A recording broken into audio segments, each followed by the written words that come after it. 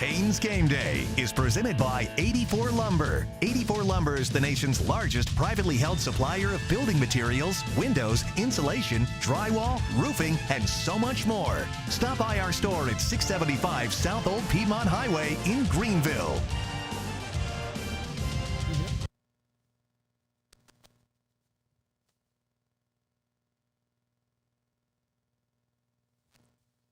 Welcome to Canes Game Day, presented by 84 Lumber. I'm Logan Dew, joined alongside the 2024 3A Boys Golf State Champion coach, Tyler Barnes, here at Jack King Field in Piedmont, South Carolina.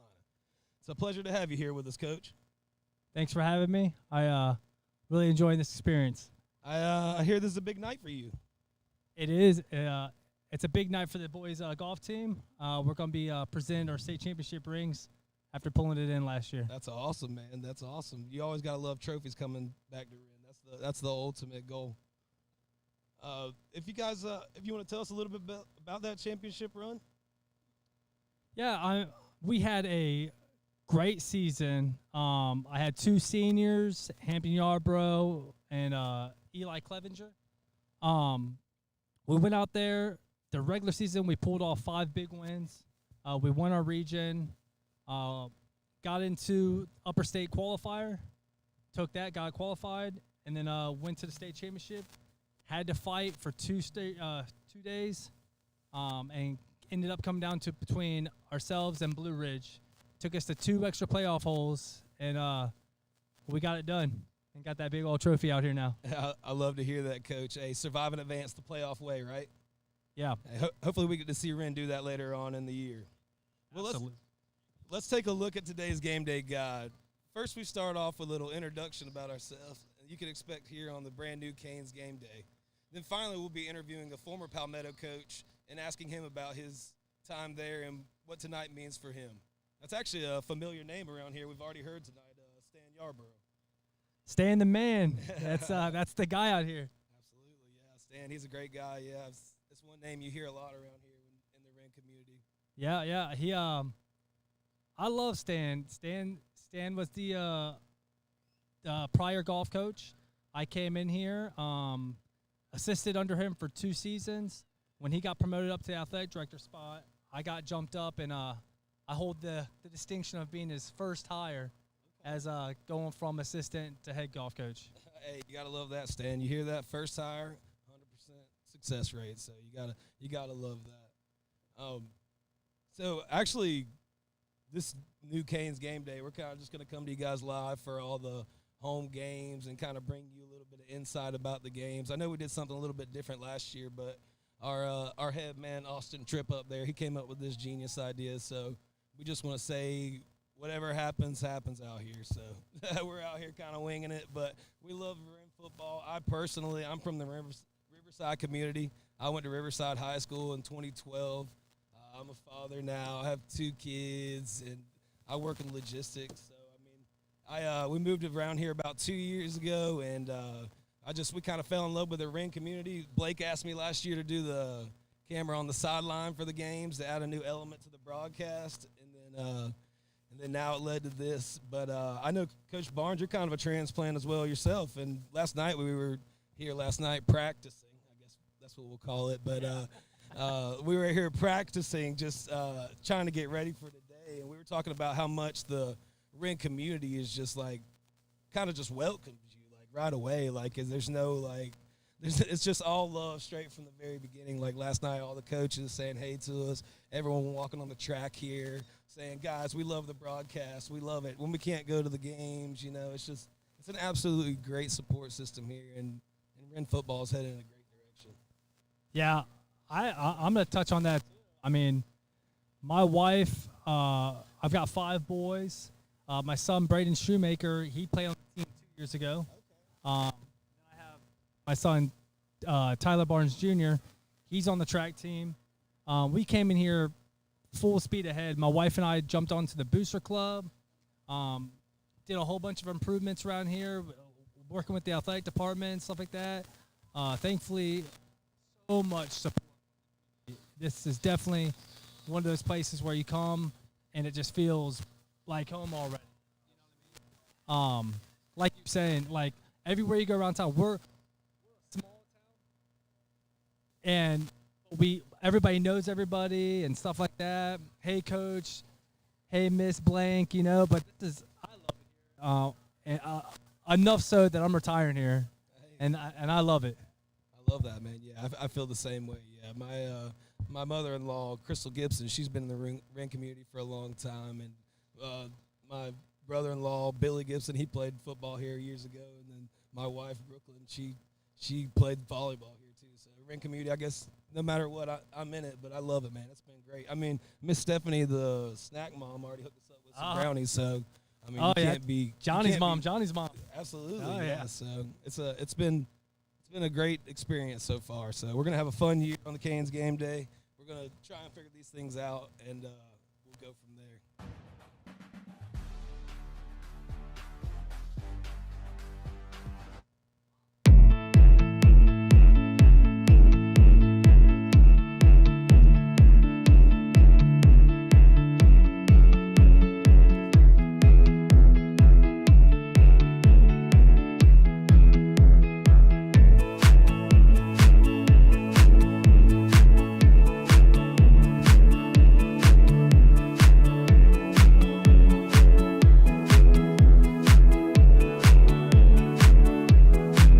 Thanks for watching the Wren Broadcast Network. If you'd like to become a sponsor, email Austin Tripp or Stan Yarborough for more information.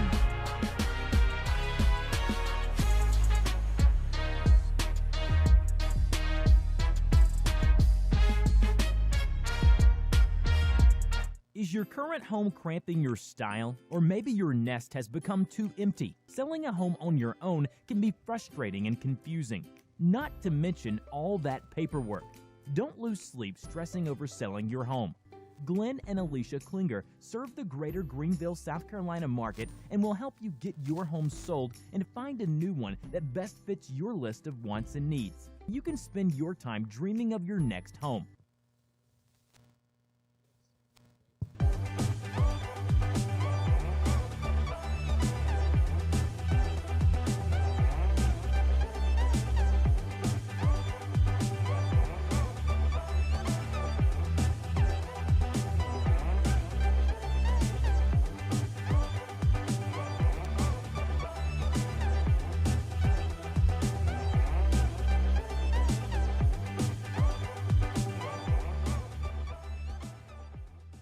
Thank you to our team physicians and athletic trainers for the excellent sports medicine care they provide to our school and community. St. Francis Sports Medicine and Bon Secours Piedmont Orthopedics.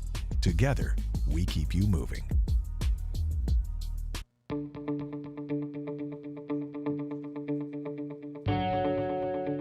Thank you for considering G-Force for your parking lot project. Each G-Force location is veteran-owned and uses the latest and greatest Gray Coast state-of-the-art equipment with onboard computers and laser technologies for perfect results every time. We hope you'll choose G-Force for all your pavement marking needs.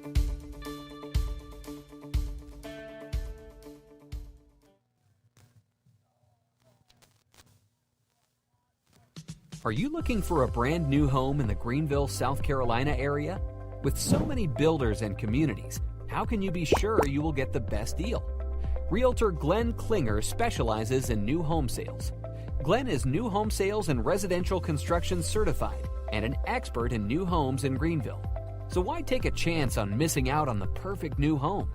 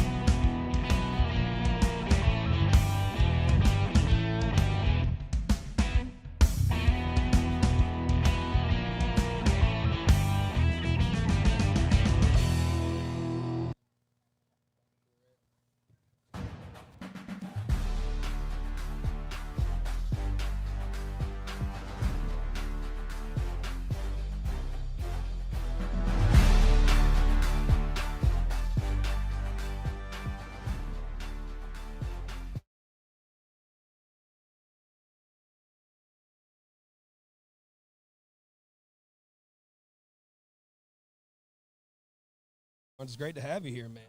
Yeah, thank you. Beautiful weather. I really appreciate it. Man. Stands are starting to fill up. It's looking good, man. Football's in the air. Love to hear it. It's a long off season. Last year it was boiling hot, and I think we got a late start. And I'm just excited that we're gonna get off on time today. It looks good. Sun's bright. Friday night lights are on. Telling everybody around the community, come out here at Jack King Field. This is the place to be. Absolutely, man. Come out here, buy some concessions, man. Let's enjoy some Wren football, baby. Football's back. Love to hear at it. Jack King Stadium, baby. So last week I got to sit down with a former Palmetto football coach and the guy we've been talking about already, Stan Yarbrough, and I got to ask him about a few of his thoughts on the game. We spoke about the overall season, what we think is going to happen. Golf, of course, that's the best one. Got to talk about that. And then his time, and as well as the Carlisle Cup and how we did overall. Because, you know, like the Florida Gators, we're everything high school around here. We win championships and everything. It was a rough night when he saw my Gamecock outfit when he came here yesterday, and I saw his Gator hat. So yeah, go Gators. But let's see if we can get to that interview. And I sat down with them and got to talk with them, and I had a lot of fun with them.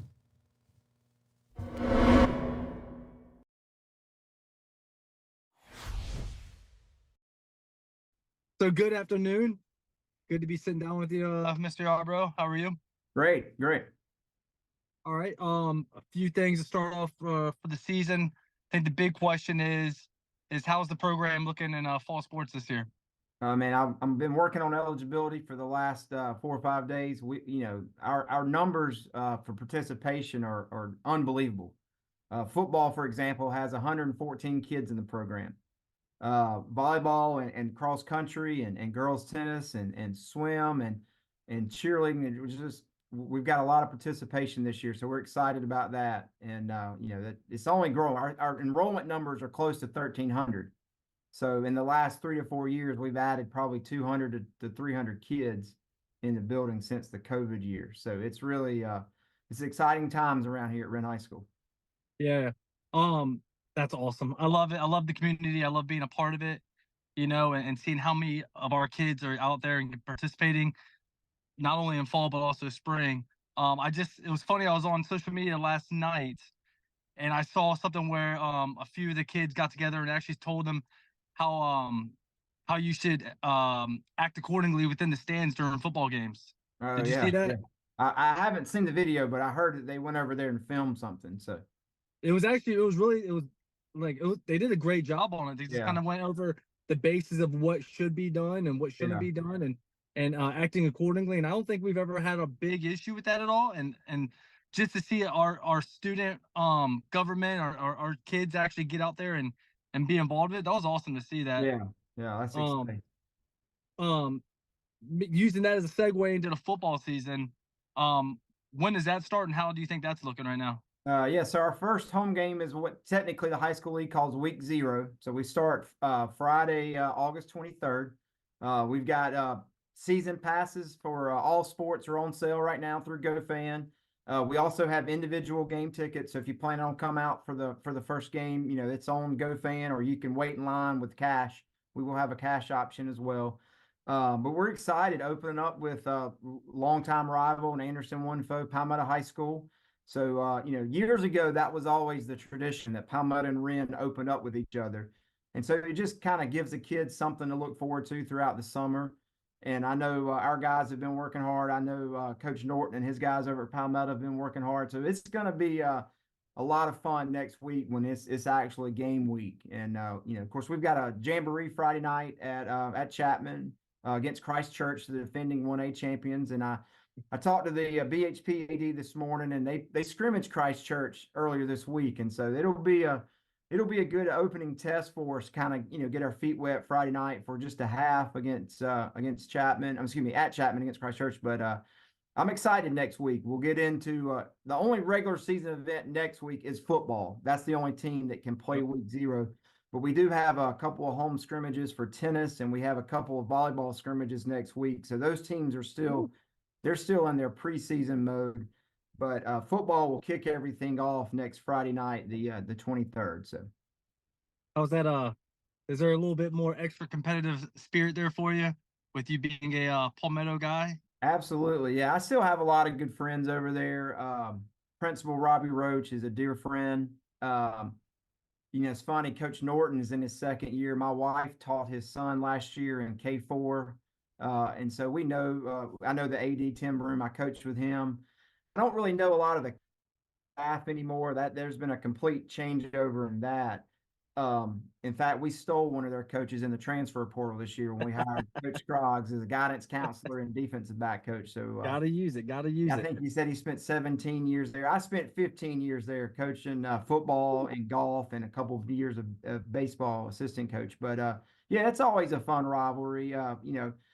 Obviously Powdersville is our big rival. If you ask the older folks, Easley was always the rival, but you ask nowadays, and we know what a tremendous atmosphere it was last year in every sport. If Wren and Powdersville are playing, it's going to be a huge rivalry. Palmetto is also, it's a fun little rivalry too, especially when it's week 0 opening game. I mean, their community is going to come out in full support, and we know the Hurricane family will be out in tremendous numbers next Friday night. So everybody's looking forward to. Hopefully the weather.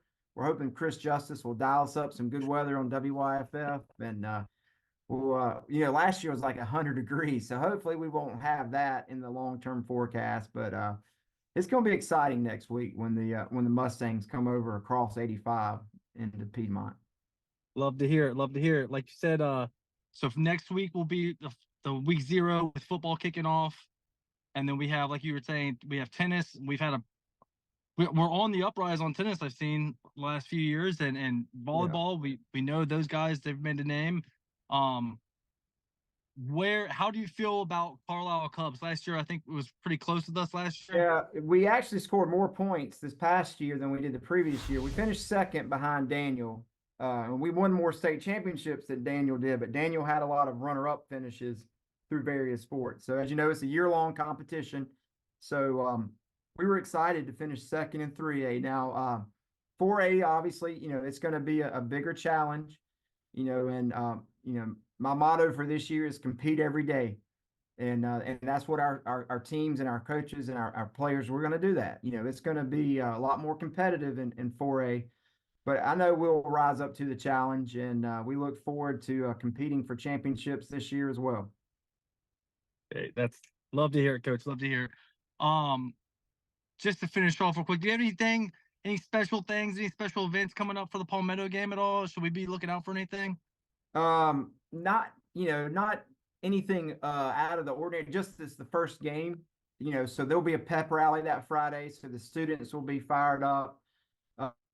Have a couple food trucks show up at the game. Obviously, concessions are going to be big. Fans need to get there early.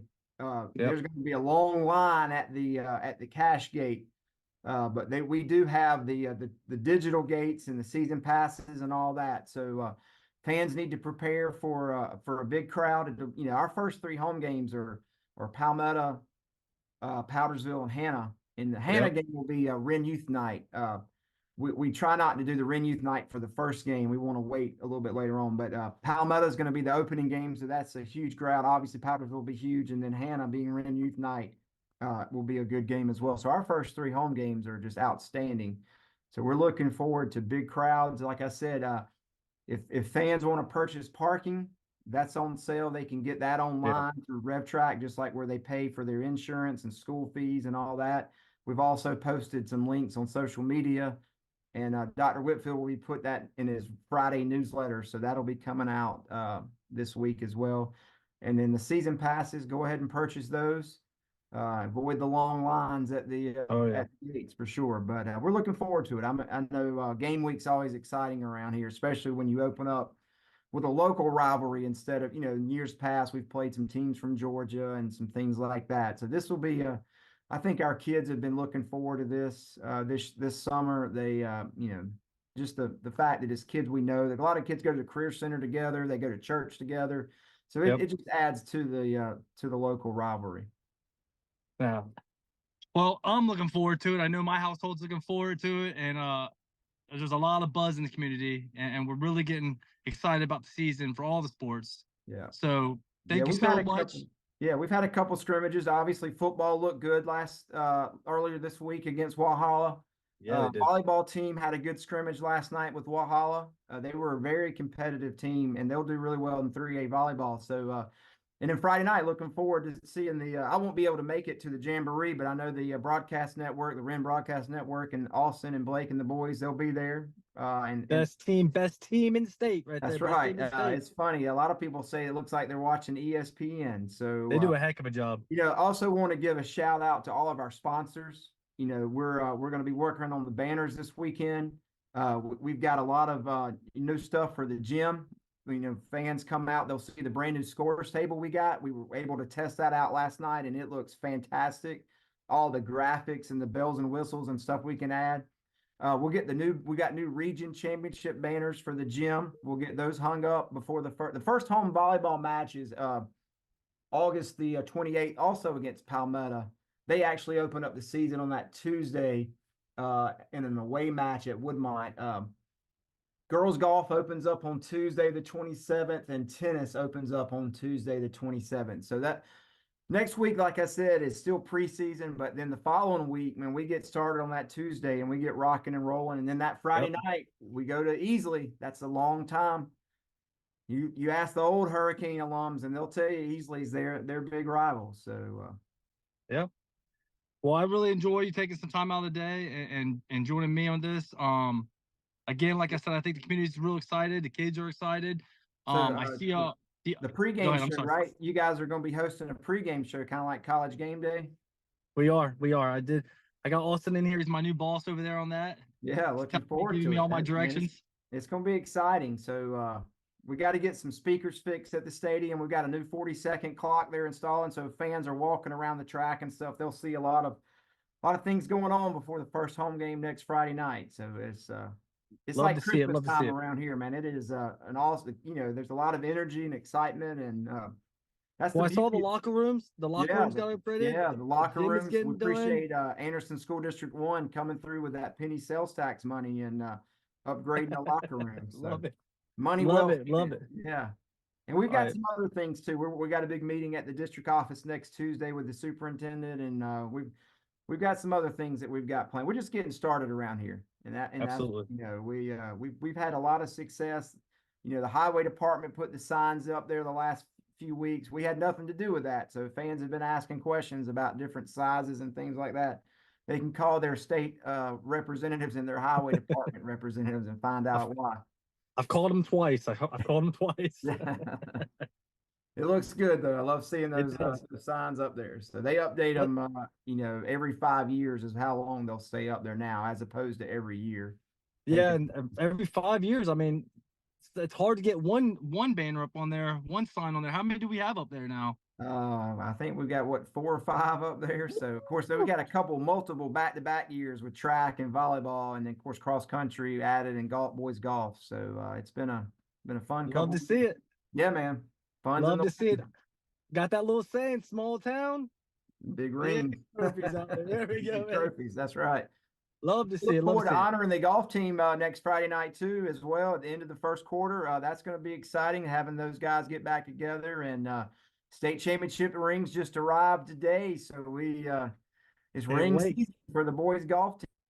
Forward to honoring their champion. That's the thing. You win a spring sports championship and the school year's over with, so you miss out pep rallies and the recognition. So we're going to do it at the end of the first quarter. So we look forward to that celebration as well.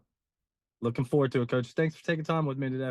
Yes, sir, guys. Appreciate it. We look forward to the pregame show next week and all the things that the broadcast network has planned for this year. Yes. Okay. Cool.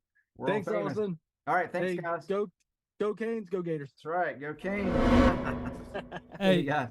So, like I said, Stan the man. Hello, everyone in the world. I really enjoyed sitting down with him and getting to shoot some time and talk about the sports, talk about everything going on. I like the gentle rivalry we have there. He spoke on the fact that the true rivalry now, I guess, is Powdersville. But I think the fans on this side, as you see him piling in, we see that side. We see a lot of red right now Hear the drums banging. The stadium's starting to fill up a little bit. I love It's to pretty see it. Band just rolled by here a second ago, man, and the vibes are very high. Yeah, and if you heard Stan, he said it to me, and I was kind of happy to know about like how old this rivalry is and how far it goes back. And I know a lot of the kids from the golf season on the Palmetto sideline. I know a few of the administrators over there as well. And if you talk to them, and you talk to a lot of our fans over here, they may say that this is the big rivalry around here. You know what I mean? And I'm seeing it in the first game of the year. I remember last year we had it was kind of a rainy little, just rough kind of night. But tonight, first game of the year, you can definitely tell people are ready to see some football, especially a beautiful battle like this to start the year. Absolutely. I'm excited, man. Perfect weather. Bro, fire me up, dude. Let's go watch some football. It's going to be a good time. Yes, sir. Coming up shortly, about an hour. So after that awesome interview, let's I don't know, everybody knows, the audience knows that we've upgraded up to 4A. So now the region is going to look a little different this year. Great competition, but let's go over it. So first, we're looking at Emerald. Emerald High School, they went 1-10 last year. Got into the playoffs. Played BHP. BHP was they were a solid team last year. They came here. They traveled here last year. Yeah, they got in here. At the end of the year. They took us out last year. They were a solid team. It's a close game, and I like it. I like where we stand at with Emerald. I think we may be able to pull that one. Yeah, I believe we travel there later on in the year. So that'll be it'll be a little bit one of our further trips. So that'll definitely be a great time to check out the Wren Broadcast Network, if you ask me. If you can't make it out to a game at Emerald like that, it'd be a good opportunity. One of the next teams we have in the region is Fountain Inn. They were 3-5 last year, finished 5th in 3A Region 2. But this is actually going to be their first season with all 4 classes. So they're a new school. So this is their first year having 4 full classes. So it'll be interesting to see how things look for them finally. I guess in recruiting standpoints, like you got your players now, you know. They have a top tier. They have top tier facilities. It's a new school and it looks good. They're over there near Hillcrest, you know. So there's a lot of talent. They're right on that line where 3-5 might not be indicative of what we see this year. This is their first year having that full class. Absolutely. So 2 years ago, I think, was when their inaugural year was. It was out there rough, but the boys went out there. They competed hard with us at their house. But don't be hung up on this 3-5. I think they got some smoke on. They didn't lose any seniors last year, so it looks like we're back. We're back. The whole team's back. So we should have a lot of seniors on the team this year for Fountain Inn. Yeah. Moving forward, then we look at Lawrence High School. Again, they rough start. They went 2-9 for the year. Finished 3rd in 4A Region 2. They lost to Northwestern in the first round. But on the offseason, they went out there and they got a big name. They got Greenville High's ex-coach, Greg Porter. And he's been kind of a wizard with some kids. So he might see something over there and kind of bring out some fight in these boys. A couple of Gamecock commits last year from that team. So I think Beamer even mentioned his name this week. What's his name? Mazio Bennett. Oh, I heard he was in Florida, but that's fine. Making flashes already at practice, they said. So we should see him a little bit this year. But yeah, Lawrence, new coach. So I mean, you never know. I mean, you have a guy that has success, but I mean, he travels to a new area. But I mean, back when I played high school football, Lawrence High School was that was a powerhouse back in the day. Yeah. I remember when you traveled to play at Lawrence or something like that. It was long bus ride, and you knew you were going to play some boys. Like, you know what I mean? It's going to be some big old guys. You know, you're going to have to play a tough, like, gritty game, man. And I think it's a big thing when, like, a new system comes into town. You know, I mean, we know it really well. We saw Coach Freight come in, change some things up. And if you watched us play last year, it wasn't the same team that you saw in 2022, 2021. I mean, we played strong defense, electric offense, you know, so a lot goes into those coaches. Rough start to the year last year too, but honestly, when it got into region play, I mean, we just got Yeah. got us back to 500, 6-6, but after the loss to BHP. But it was overall, I mean, this team, I mean, there's definitely a couple games last year that could have gone our way. Yeah. You know, so, I mean, I think this team is primed and ready, especially under Coach Freight. Yeah, love to hear it. Then we got Southside. They're over there. I think they're working on some things. You know, they again, the record says 0-10, but I mean, if you look at those boys getting on the field and competing and putting in the work, you know, look, it's a new season. You know, and I think you never know what to expect. A lot of grinders out there, a lot of hard work in the trenches, and looking at some good things for those guys out of the region Absolutely, this year. yeah. I believe it's their homecoming game last year when we played there. So yeah, we that was Wren went there and took care of business. So I was like, see us this year. And then we can't forget about old. We already talked about it a little bit though. You know about how last season went, kind of started a little bit rough at first. Boys, I mean, straight resilience, the Freight way. You know, just keep going, and then we stacked up some wins right there. And I mean, that last game was, I'm pretty sure we were playing for the region. Yep. So I mean, we played. Coach Freight has us headed the right way. Oh, these boys. I mean, watching the transformation from when Coach Freight came in, taking over the program, and seeing that our team, lots of heart, and they go out there and they put it on. They put their bodies on the line every game, and it's fun. I loved watching these guys. Reese Price run the ball. Bags in here controlling the offense. Not afraid to take the ball downfield when they need to either. So Absolutely, yes. don't sleep on these boys. Perdomo's going to send the ball down the field. Oh, yeah. I love those shot plays. If you know Coach Perdomo, he's going to send the ball down the field. So we're going to see some deep balls this year. It's going to be very exciting to see. And we can't forget to mention the defending 4A state champions, West Side. Yeah. They got one of your Gamecock commits over there. That's right. Cutter Woods keeps recruiting. That sounds like the theme of the day here in the state of South Carolina. We're a non-biased broadcast here at Wren Broadcast Network, but I will say that kid, he can sling the ball. You know, he's a playmaker. I believe they played in the game in the Jamboree last week, and Cutter Woods was showing out. So the kid, he's full of talent. I just saw the article a week or two ago, and I think he's looking at Mr. South Carolina, Mr. Football South Carolina. That's a heck of a distinction to have, you know. But don't sleep on my boy Colton Bagwell, because our quarterback also made that list. We got a playmaker ourselves up here. I remember you telling me that last night. That's right. Our senior leader himself, Colton Bagwell, is on that list as well. So. Oh, Bags out there. That actually leads us into a great segment where we want to do a little bit of a senior spotlight. So the first player we're going to spotlight tonight is Tyler Morgan, number 22. Bones. There's a good chance we might see him catch the ball to start the game. He might be the first person to start the game. And I've been thinking about it all day.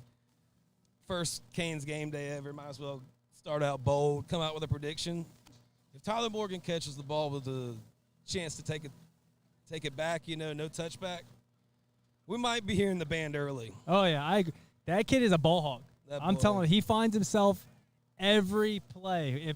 If it's at the line of scrimmage, he's coming up and he's meeting you in the box. And if you're throwing the ball, watch out, because that kid will make a break on the play. And if you catch the ball, Lord help you, he's going to bring some boom on you. So, I mean, he's electric. He's not afraid to come up and hit. I believe he had 56 tackles last year. Oh, yeah. So, I'm telling you, he gets in there.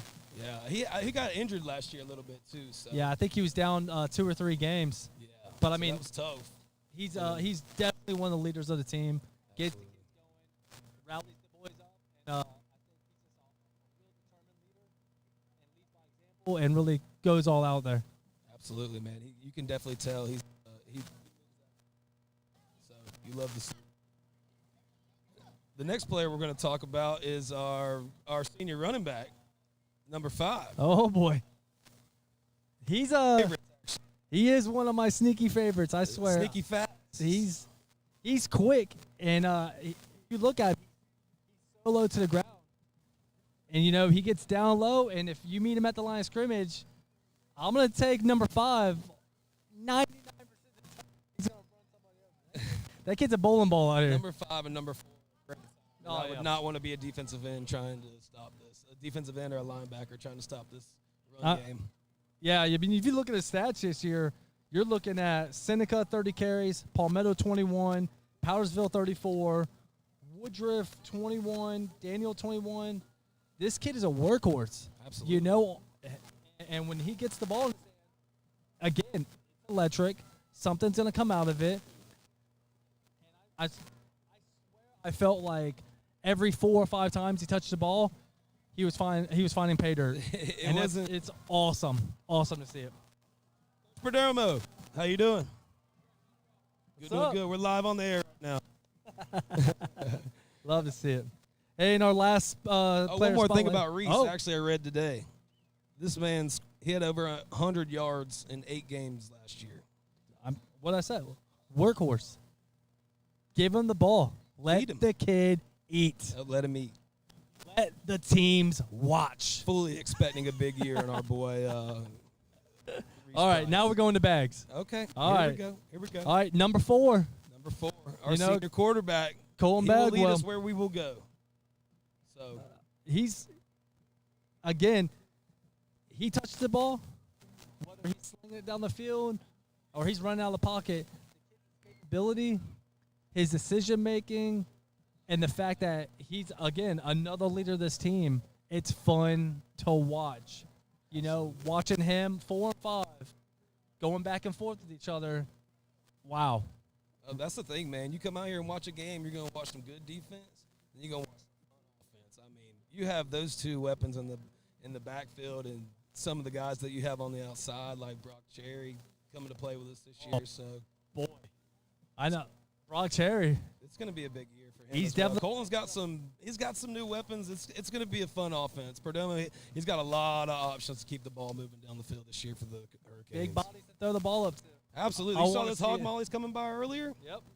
I was never that big in high school. So That's a grown man yeah, them child. boys are huge.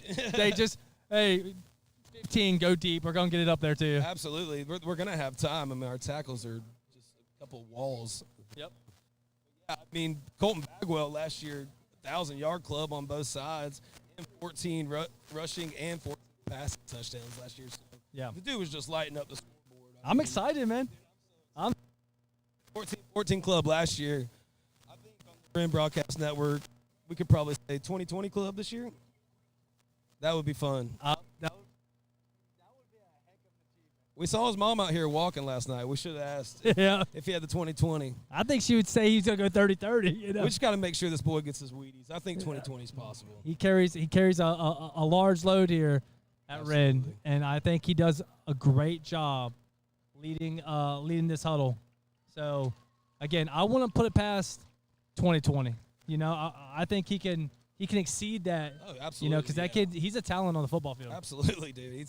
I would love to see him go play ball on the next level somewhere. Oh, yeah. I mean, a coach would really have some fun with that.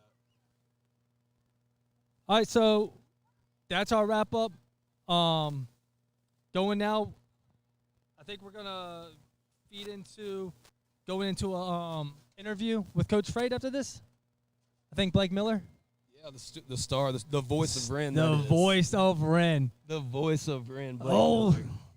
We tried to get him on this, folks. We want to get Blake in front of the camera, but that's why we're here.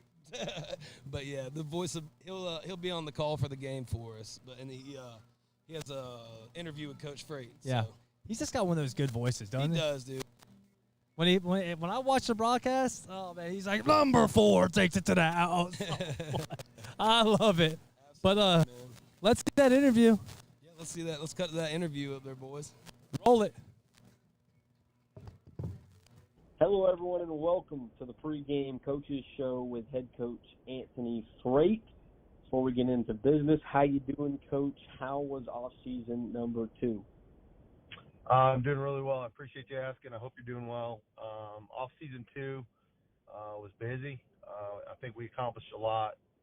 I think we provided the kids a lot of opportunities for growth and allowing them an opportunity to better themselves and keep working to where we want to be as a program. So I think, you know, we did a lot of things successfully, but at the end of the day, we're not going to really find out until, you know, November. 100%. First time the Canes have played in week 0 in a couple of years, this time versus the Palmetto Mustangs from right across the street pretty much. Does game 1 being at home versus a rival make it a little bit sweeter than other week 0, week 1 games? Well, I like it. When I was at Hillcrest, we played Malden week 0, and that was a rivalry game for us. And I'm used to it. I think it helps temper the kids to, come out hard and approach every game the same way. And, I think that they're a little edgy this week. They're a little fired up, but they've got a lot on the line, so it should be fun. Definitely. Of course, Reese Price kind of getting back to 100%. We've seen Isaac Wigginton and Josiah Mosley early in the Jamborees kind of really be feature backs by themselves in each game. Going into game 1, is it kind of running back by committee, or is Reese 100% pretty much? Well, I think, you bring up the week 0 thing, and, one thing you're always careful of with all your athletes nowadays, we've got, not trying to get off on a tangent, but we got 27 open weeks a year, where we can practice football stuff. And, there's 52 weeks in a year, and 27 of them are open. You can lift year-round. So, we're always considering load management and trying to be mindful of that. And us having 3 solid backs is just a positive. JoJo's going to play some defense for us. He's a heck of a young player, so he's not just going to be a running back kid for us. And Isaac's an explosive player, and we bought those catapults for a reason, so we could measure the load in which they're training. And Reese is as close as the 100% as I think he's ever been. But when you play running back, I don't know that you're ever 100%. It's just one of those positions where you're banged up all the time. You got to live with it. Reese is tough as heck, and he's played tough as heck. So we're looking forward to see what he can do Friday night. Definitely good to hear.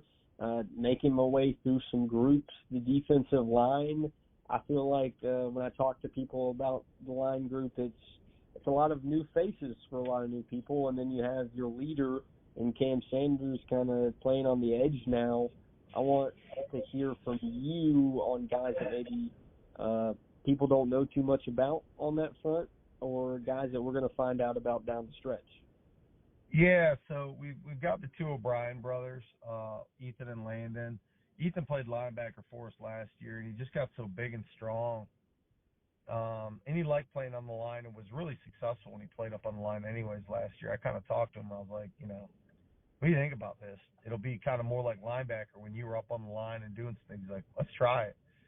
And he ended up being really good for us. So Ethan will be at defensive end. His brother Landon, who, is also an offensive lineman, is going to play the 0 technique for us. And then we got a couple other guys. Parker Dunlap, a junior lineman. He'll play offensive and defensive line. We got Matthew Casey, who's a sophomore, defensive end. He's also going to play some tight end for us. And then Cam Peltier is another one that comes to mind.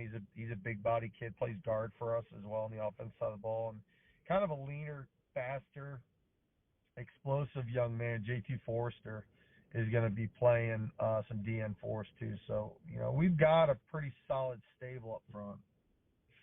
Yeah, I think JT is definitely a guy that I talked about during a lot of the preseason games that we're going to find out a lot about down the stretch as he's a young gun. Talking about more of an older guy, Colton Bagwell, of course, is the guy that drives your offense. He's named to the top 75 watch list for Mr. Football. In your opinion, how much has he grown from day one when you walk in the door to now? Well, I think the difference between this year and last year is just the certainty in his mind that he can do it and he belongs and he's comfortable, right? So it's a little bit more business as usual, or a little bit more, I've done this. How can I make things easier for my teammates because I'm comfortable?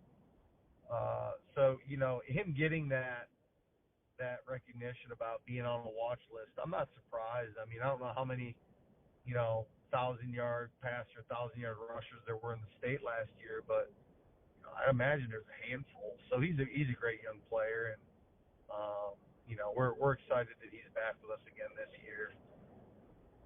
Yeah, to cap it off and to kind of connect that together, you talked about Colton kind of feeling more comfortable and kind of knowing their routine a little better. Do you feel that has spread across the team going into your second season? I don't think there's a question about that. It definitely has. I think they know the expectations. They know the routines. They know the personalities. They know where to move, how to move. It's been really, really nice going into year two, kind of having a lot of things smoother than what they were a year ago. You get to teach different things than what you had to teach last year because of the fact that the moving parts are already taken care of. Now you can really sit down and teach some football stuff. So it's been really exciting. Definitely. And before I let you go, I didn't write this down, but I definitely want to go through it. The wide receiver group, I think, is what a lot of people are kind of had their eyes on, because if you watch the games last year, it's kind of run it down your throat until you stop it, and if you stop it, we'll run play action. This year, you can kind of, if you want to, throw it up to 15 or throw it up to 0 on the right side, and you got just as good of a chance to move the football. Yeah, I definitely think we took a step forward there just because, Carson's a year older, and it was nice to have Brock come back out. We all know what kind of an elite athlete he is.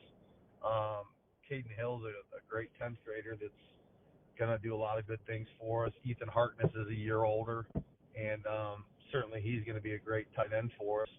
I really feel like when we look at some of those other guys like Grayson Kemp and Colby Mann, who just, caught a touchdown in that jamboree, some of those wiggle worm type guys, Colin Murphy, we've got a lot of guys that, can run and catch in space. So, it'll be interesting to see how it all shakes out. Max Whitfield's one I didn't mention. He's a senior, and man, he can fly. So I feel like we've grown in that department for sure because of the depth that we've been able to create through competition in the weight room. 100%. Coach, we thank you for your time each and every week, and good luck Friday night. Thanks a lot, Blake. I appreciate you always covering us and what you do for us. It's irreplaceable what you're giving these boys and these families with these memories. So thanks a lot for covering us. I look forward to a great season.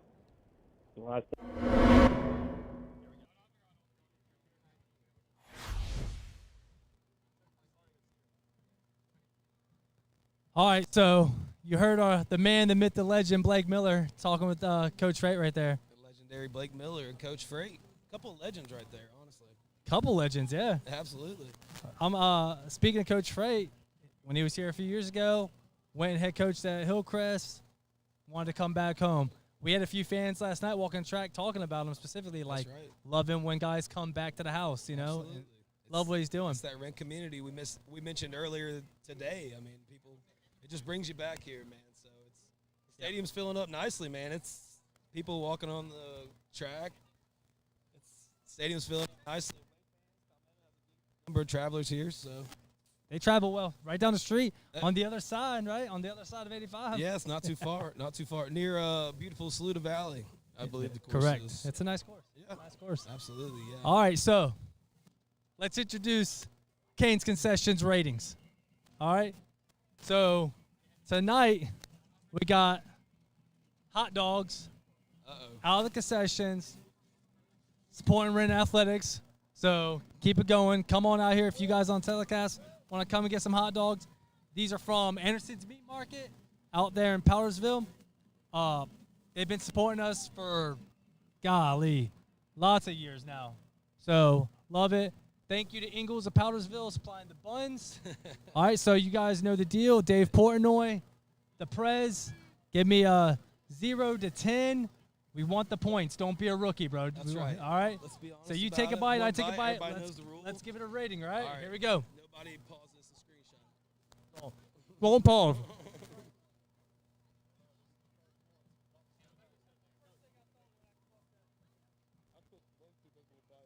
Me too. Worth it. All right. That's a good hot dog. It's a good hot dog. Ketchup, you're good to go. For I sure. think- All right, we got to keep it legit. One bite, everybody knows the deal. That's a good stadium hot dog, bro, from Anderson Meat Market right there. I'm going to say 8.3. Woo! All right. For a naked dog, nothing on it, you know. Got to keep it fair. Got to keep it fair. You know. All right. Me, I live on these things. So, just let you know, you come into the concession stand. They also loaded up with the chili from there as well. That's a sneak move. Do But they have you on chili tonight? man, I'm gonna go 8-9. 8-9. It's a clean dog. It has that crunch. This It's man good made hot a dog. sound when I said 8-3. All right. Predictions. Score predictions. I'm going 49-14 in high school. All right. I got Wren by 60. Wren by 6. Wren by 60.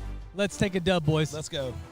Hey, again, thanks for joining us today on the Wren Broadcast Network pregame show. I'm Tyler Barnes, coach of the 2024 3A State Champion Golf Boys Golf Team. Let's do it. Yeah, man. I'm Logan Dew. Thanks for joining us. We're going to kick it up there to Blake Miller and Keith Ausburn. We're playing the national anthem, boys, so we're getting ready for game day. Thanks for joining us here on Canes Game Day. Let's go, Wrens. When I walk into Sparrow Financial, they know me by name. They make you feel at home. We have our personal checking account. We have our business account. My boys are the beneficiaries of that too with their accounts at Sparrow. They truly care about you and helping you understand what your best options are going to be. From in-branch to online, it's personality and relationships. And that's what will be there for quite some time. If you want financial freedom, they got your back. I wouldn't pick any other banking institution other than Sparrow Financial. Don't worry, your house will sell in no time. Let's hope for the best.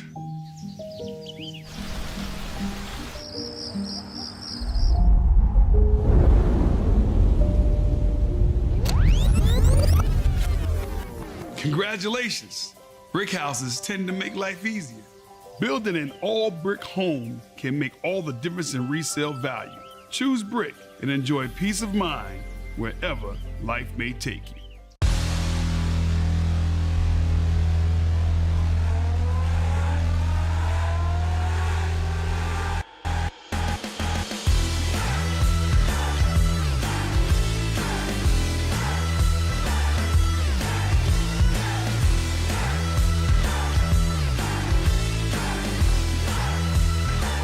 Lumber, now hiring Pittsburgh area manager trainees. Apply today and receive an $840 signing bonus.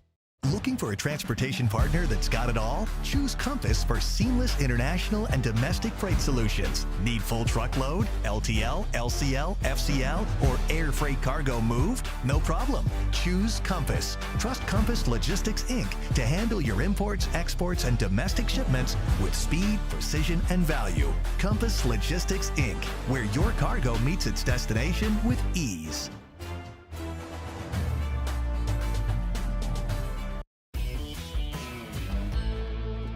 Dose smart machine, like a Bosch. Saving water, be more green, like a Bosch. Dishes dry straight away, like a Bosch. Energy gets label A, like a Bosch. Healthy food longer fresh, like a Bosch. Eat 'em all, much less trash, like a Bosch. Live more sustainably, like a Bosch, with many solutions that can lead to a better way of living. From Bosch.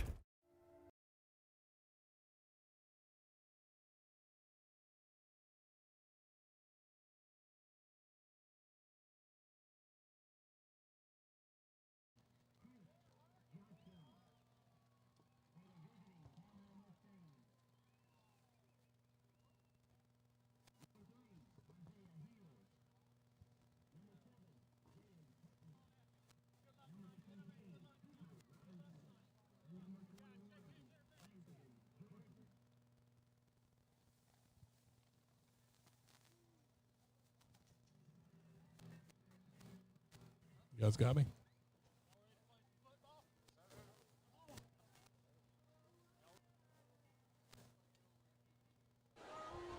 You're good, Curtis.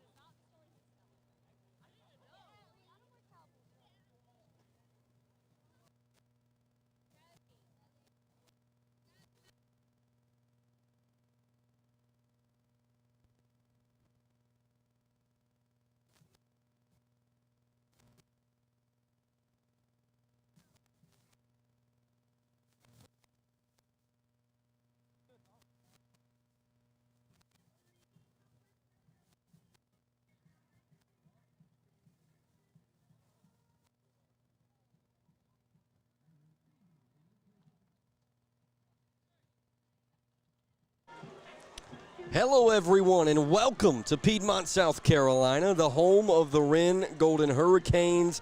And how about a Week 0 night of high school football versus your arch rival in the Palmetto Mustangs? I'm Blake Miller, standing beside the man who's back on top of the press box, Keith Ausburn. How you doing, Keith?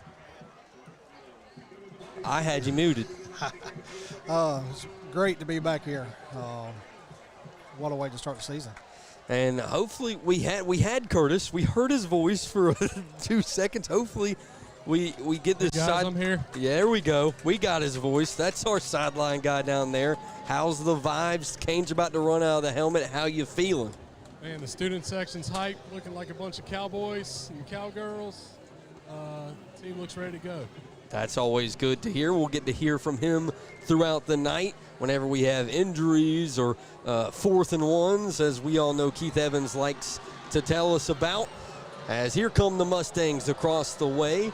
Canes faithful have shown up and shown out. The Mustangs faithful have as well. As the Canes stand inside the helmet, you see the 22 who will lead them out, and that's Tyler Bones Morgan. And here we go. Here come the Canes.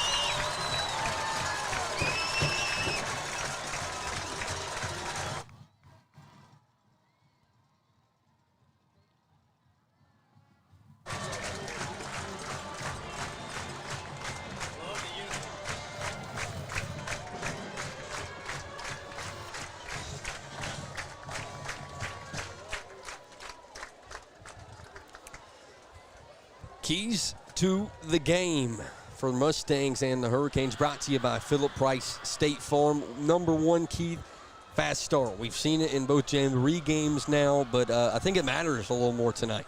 Yeah, I'm going toward the pregame. I think this is 60-0, and then we're going to start off quick. I didn't even mention how awesome that pregame show was. I know we were in and out a little bit with Coach Barnes' mic, but an awesome pregame show brought to you tonight. Hope everyone loved it, as we'll have that every home game.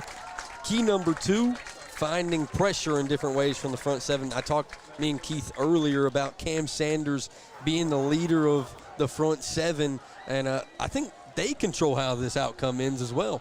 I tell you, I'm a line guy, so that defense, I'm looking forward to see what this defense has to offer us. 100%. And last but not least, we know it's a rivalry game. Me and Coach Ray talked about it. You heard about it during the pregame show. Calm, cool, collected 4 quarters. Don't make any mistakes that lead into easily next week. Yeah, looking back at last year, which, we shouldn't, but flags. Let's see what we can do this year from learning from that. It seemed like we got beat up every week on flags. 100%. You see the weather report, 73 degrees. It is beautiful here in Piedmont, South Carolina for week 0. Tyler Bones Morgan stands at the 1. Isaac Wigington to his right. And football is underway at Jack King Field.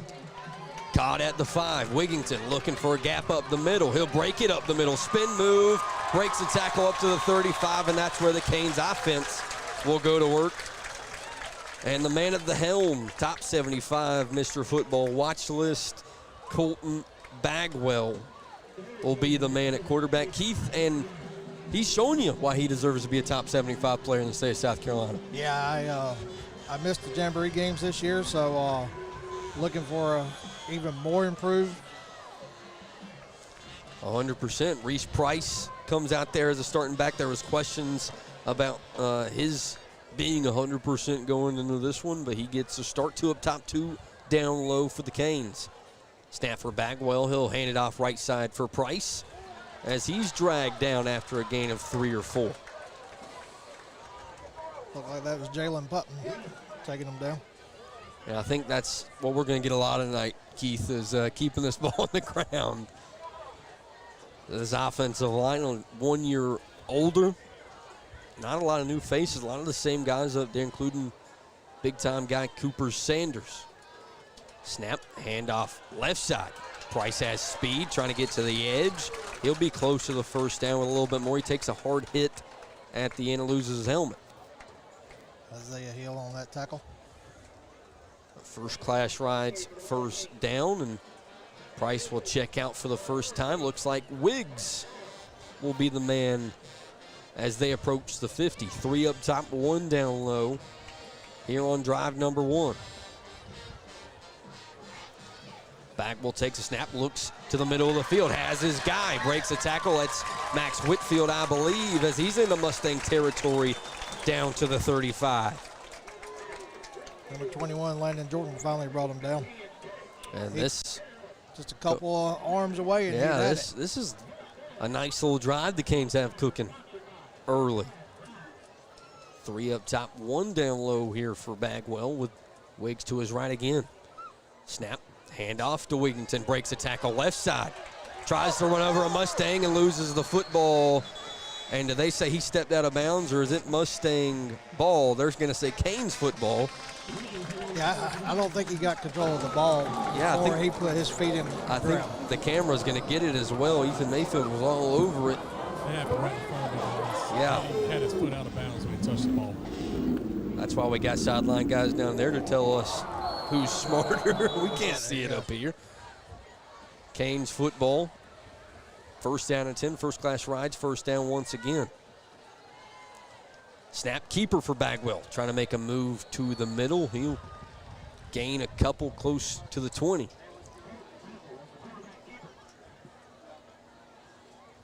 I'll give that one to Alexander Welker. There we go. And I don't blame Keith. This is, as I was telling him, a lot of new faces on this Mustang team. Not a lot of the same guys we get to talk about year in, year out. 2 up top, 1 down low.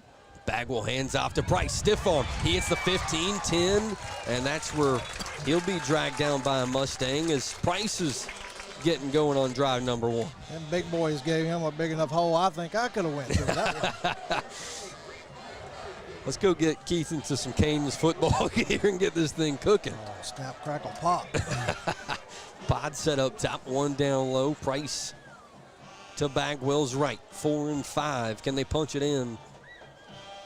Drop back to throw. Bagwell rolls up top. He's pointing his receiver to the back of the end zone. Touchdown. Canes strike on drive number 1. That's Ethan Harkness, the new starting tight end for the Canes. 6-0 here in quarter number 1. And what a drive, Keith. Yeah, just a little over 2 minutes to get down the field. And what a way to end it with Colton Bagwell's arm for passing touchdown number 1 of the 2024 season. Anthony Acevedo comes out for the PAT. We've seen some mishaps and jamborees with some snaps on PAT, but that one's clean. Kick up is good. The Canes start out 2024 7-0 here at home.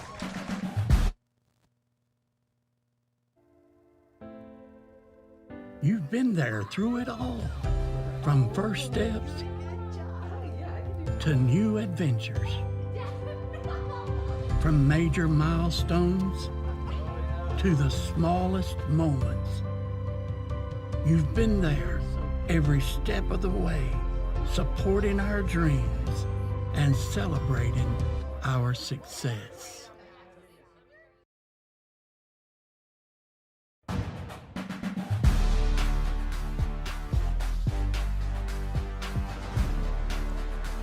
Back here in Piedmont, Anthony Acevedo returns to kick it off for the Canes after that drive is capped off by an Ethan Harkness receiving touchdown. My take on that, once again, a line guy, was great protection. He had all the time in the world on that pass there. Great blocks. Even a little extra time to kind of maneuver his receivers around. As Acevedo walks up to boom one left side. Mustangs come up and catch it at the 9. Trying to work up the middle. Canes collapsing around him. Can't make the tackle in the first opportunity, but they'll drag him inside the 20. They'll be marked down at the 21. And this is what Keith talked about when we were getting going. The defense. This is a little bit of a question mark. Definitely the most new faces. But as I talked about before we went live here, a lot of leaders in different positions. Cam Sanders in the front.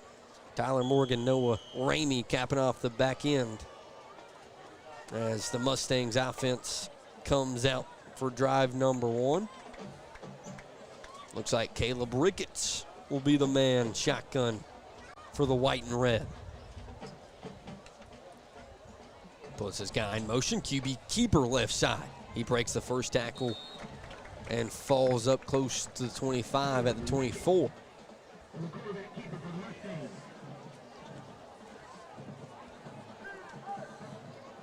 Brought down by Ethan O'Brien.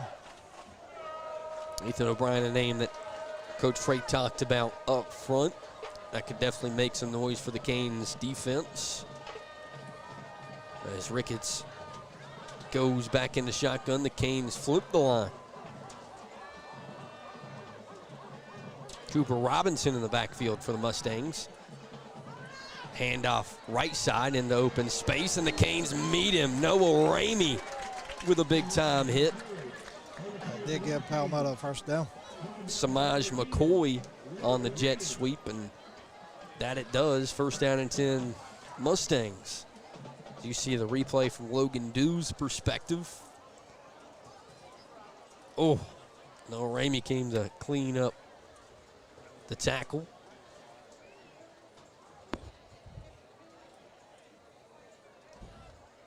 First down and 10 for the Mustangs. If you're tuning in late, Canes' first drive only took about 2:30 off the clock, and they score 7. Mustangs looking to respond. Keeper from Ricketts' left side. Has some room, flag up top. The Canes surround him. But you can see laundry at the top of the field from Ethan Mayfield's camera. 8-12 here in the first quarter. I'd like to thank all of our sponsors, especially Team Wise, for covering the entirety and being the main broadcast sponsors. That flag's waved off. That'll make it second down and 6 with 8:12 to go. Didn't give Logan Dew his shout out on the sideline. He's also down there with a camera in his hand as you see his perspective of this Canes defensive drive. Palmetto offense keep taking its time here on drive 1.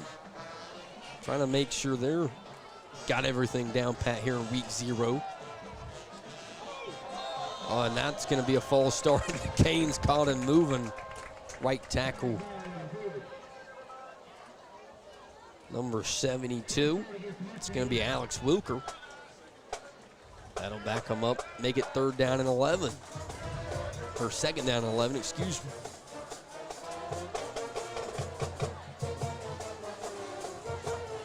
And here we go again.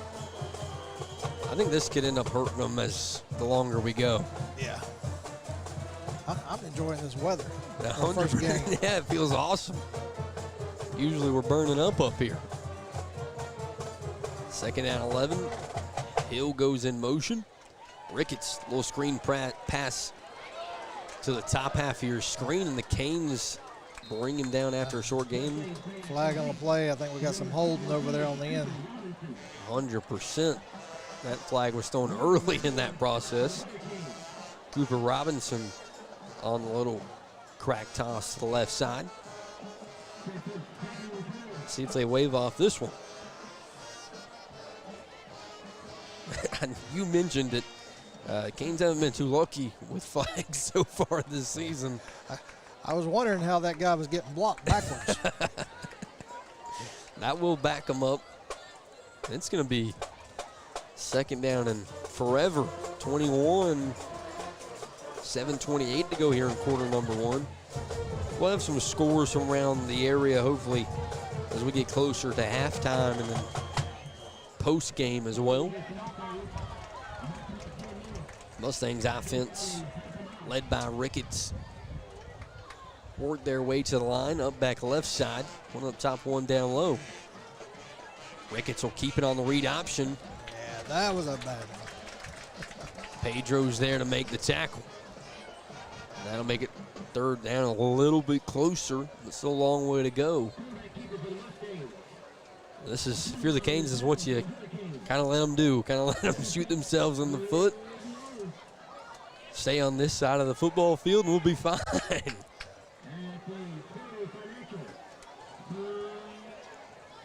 Third and 17. Also think the Mustangs could be thinking, we shorten this game down a little bit, give ourselves a chance late. Maybe cooking with something, but third down and long here. Shotgun for Ricketts. Robinson goes in motion to his right. Snap, and he'll roll to the bottom of your screen with pressure in front of him. Throws the corner. Canes are there, but they can't knock it out of his hands. That's going to be caught by number 3, Isaiah Hill, senior receiver. Brings up fourth down. Here come the Mustangs punting. See what Bones has got for us. He almost got him one in the jamboree and got called back. That was always dangerous back there. To be honest, most teams have been trying to kick it out of bounds. Let's see what the Mustangs do. What a pretty picture that is.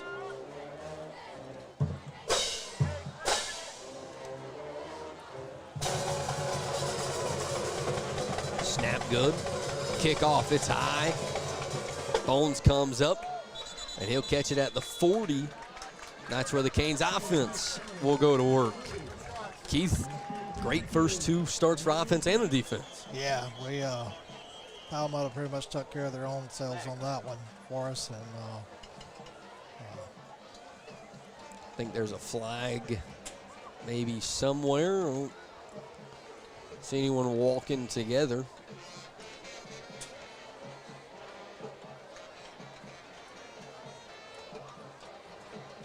Canes offense still chatting with 5:33.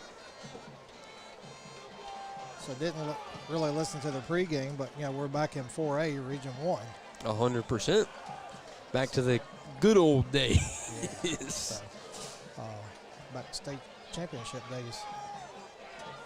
Some familiar faces, familiar foes. Southside, I think Fountain Inn follow us from the region before. Of course, I think the guys talked about it down there. Got teams like Westside and Lawrence, newcomers, Emerald. Should be an interesting time as you see the turnout here in Piedmont. It is beautiful. I know I always talk about everyone watching cozied up at home, but you kind of miss the great nights tonight if you're at home. I was trying to say, this right here is like mid-September weather, maybe. A little wind in front of us. It feels awesome. 5:33, offense back out there, led by Bagwell and Price. According to the weather, we'll be whining next week. 100%. At least we'll be in easily. We might be in a booth up there. 3 up top, 1 down low. Brock Cherry solo down at the bottom. Hand off to Price. He breaks a couple tackles, and he'll work his way up past the 45-yard line. Well, he'll be wrestled down with 5:20 to go. Jalen Putman got him on that one.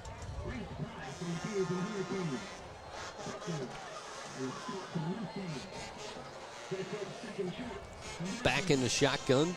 2nd down and short.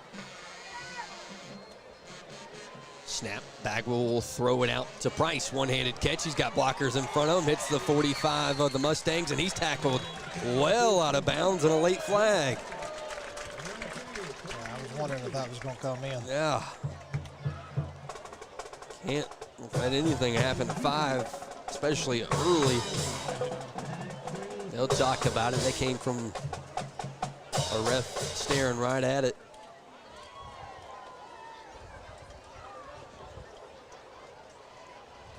Face mask on the Mustangs, not even a late hit. Take it nonetheless.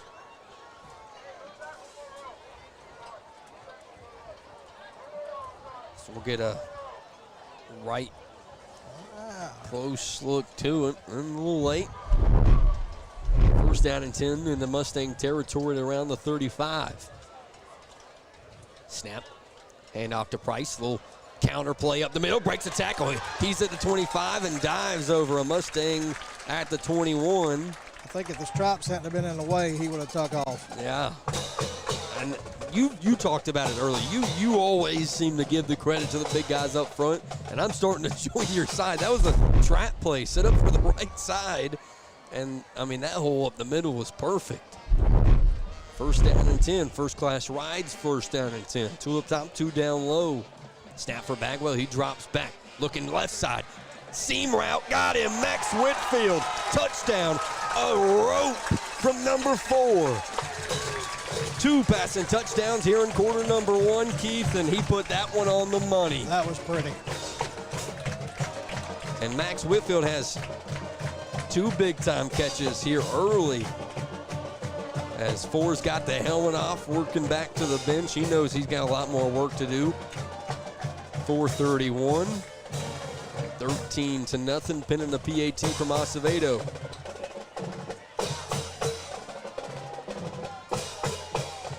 Kick up.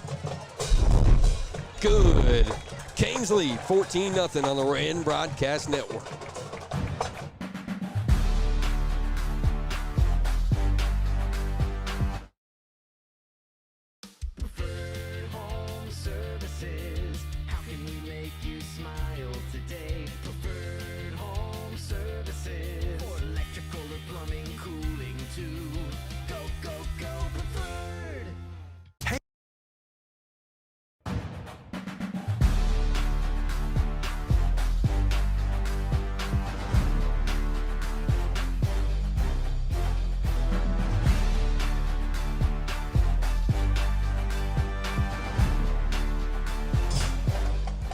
Here at home.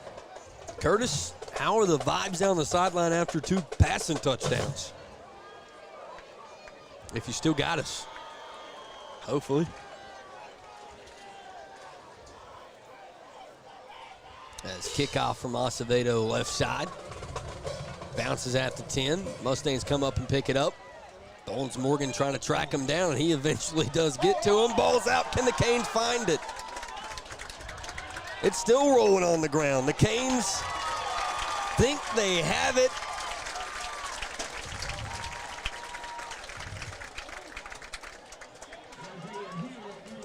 No hand signals yet. Tyler Morgan had the football.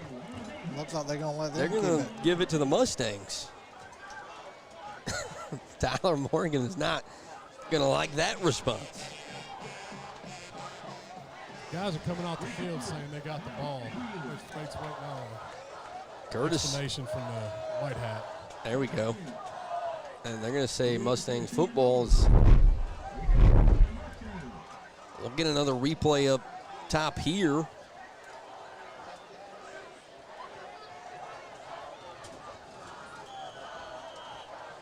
Mustangs offense back out there now. Do you see the roll?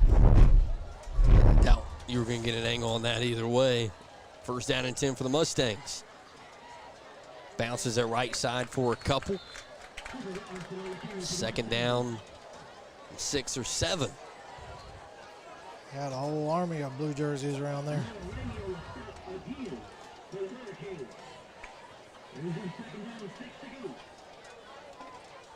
So after a little bit of some confusion, 14-0 Canes. Second down and 6 with 4:11 to go.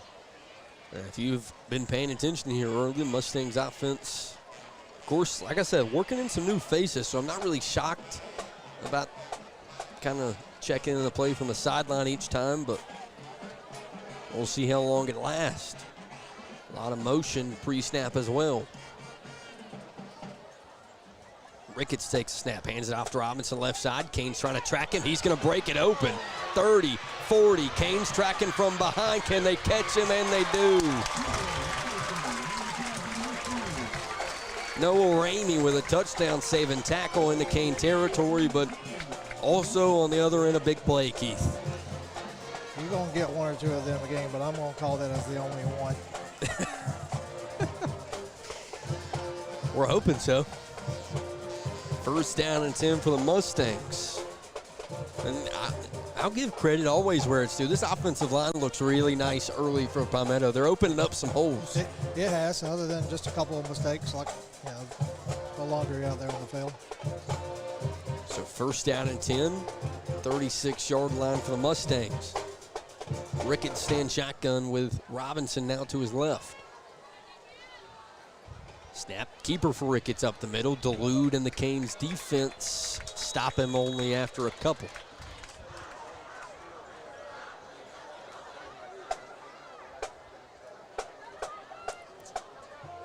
I'll say that was Noah Delude on that one. Under the 3-minute mark here in Piedmont. Thankful for everyone tuning in. We had a couple hundred people live. Thank you for taking time out of your day to listen to us call some Canes football. 2:55, Mustangs offense finally disperses. Looks like one up top, one down low. Hill, the up back left side. He goes in motion. Ricketts keeps it. He's looking to throw it. Look like he'll keep it instead. Delude tracking once again. He'll make the tackle at the 33. Maybe a 1-yard gain.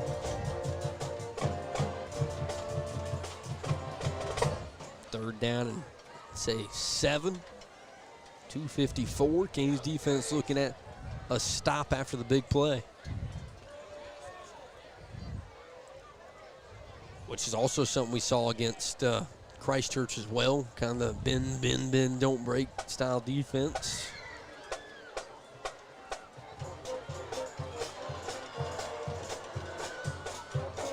Third down here for the Canes. Defensively with 135. 2 up top. No one down low. Robinson moves to the left side. Ricketts takes the snap. He'll roll up top. Good block for Robinson. He's looking for the fade route. Noah Ramey goes up. Did he come down with it? Yes, he did. The senior safety with a big-time play on third down. How about number 10? Yeah, that was some good hands right there. Got some elevation up. Had the fade route. It looked like he was kind of coming open, too. Noah Ramey able to close the distance. We'll get another look at that as the Canes offense trots out onto the field. Eyes on the football, turn around, go get it. The senior safety. Big time play. Canes kind of backed up now offensively with 120.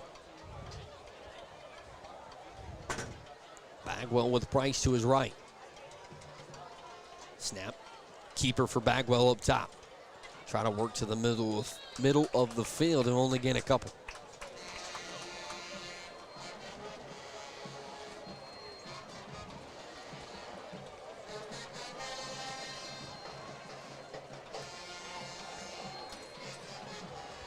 Under a minute here in Piedmont. 1 up top, 2 down low. Brock Cherry closest to you at the bottom of your screen. Hand off to Price. He's got a big hole and a blocker in front of him, and he's chopped down up past the 20 at around the 24. I'd like to see him take one long on this one.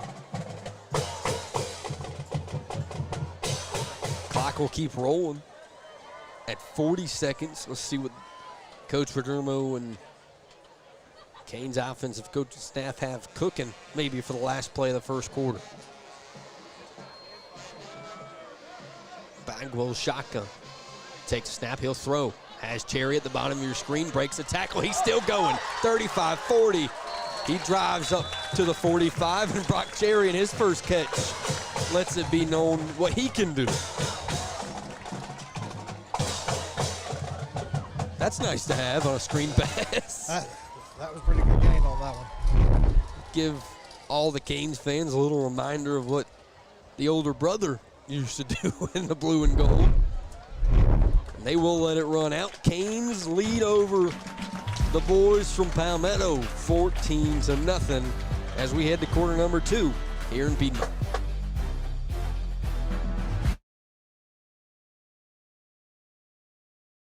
Wren Hurricane fans, ready to catch all the action this season? Look no further than the GoFan app, your one-stop shop for season tickets and game tickets to every Wren Hurricane athletic event. With GoFan, it's never been easier to secure your seat and support your team. Just download the app, find your game, and purchase your tickets in a snap. Don't miss out on any of the excitement. Get your tickets now on GoFan and cheer on the Hurricanes to victory. Thank you to Consolidated Pipe and Supply for sponsoring the Wren Broadcast Network. For all your piping supplies, business or residential, we do it all. Just give us a call. Consolidated Pipe and Supply, 7 a.m. to 5 p.m. Monday to Friday, 864-964-9370, 1727 White Horse Road.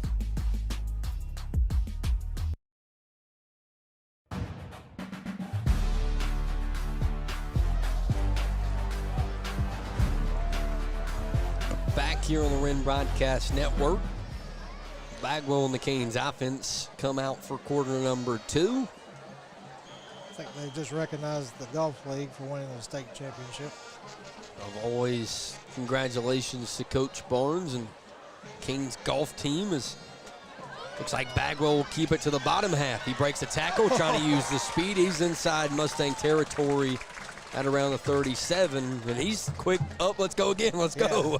Yeah. Miss seeing him play. It's fun to watch. He is. He's so energetic. You know, either in the air or on the ground. He's going to get you something. He just keeps proving a lot of people wrong. 3 up top, 1 down low. Snap. He'll keep it and throw the RPO, and it's picked. Tipped up into the air with 11:31. Mustangs grab advantage back. Guess that's what I get for bragging on. Yeah. But, hey, you're going to get that. And then again, not a lot he can do. He's reading an RPO, looking for the slant. We'll see a replay. He gets tipped up into the air by the end. It's a nice play by the end, just as much as the catch. Mustangs offense going to try to get themselves back into it here with 11:29. Got a little bit of momentum. See if they can do something with it. 2 down low. Ricketts stands shotgun. Snap, handoff to Robinson right side. He's the one who broke it out earlier. And he'll have 5 or 6 on play number 1 of drive number 3.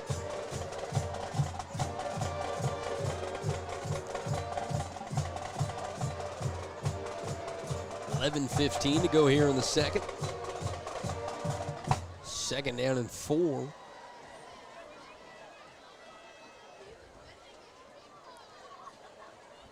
And up 14-0, all that really is right there, a little bit of a mood killer. You're kind of rolling. Yeah. Everyone's happy on this side of the field and kind of comes crashing down pretty quickly. See if the Canes defense can get it back.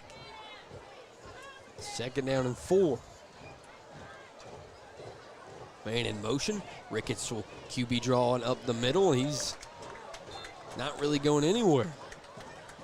Maybe a half a yard. Canes front.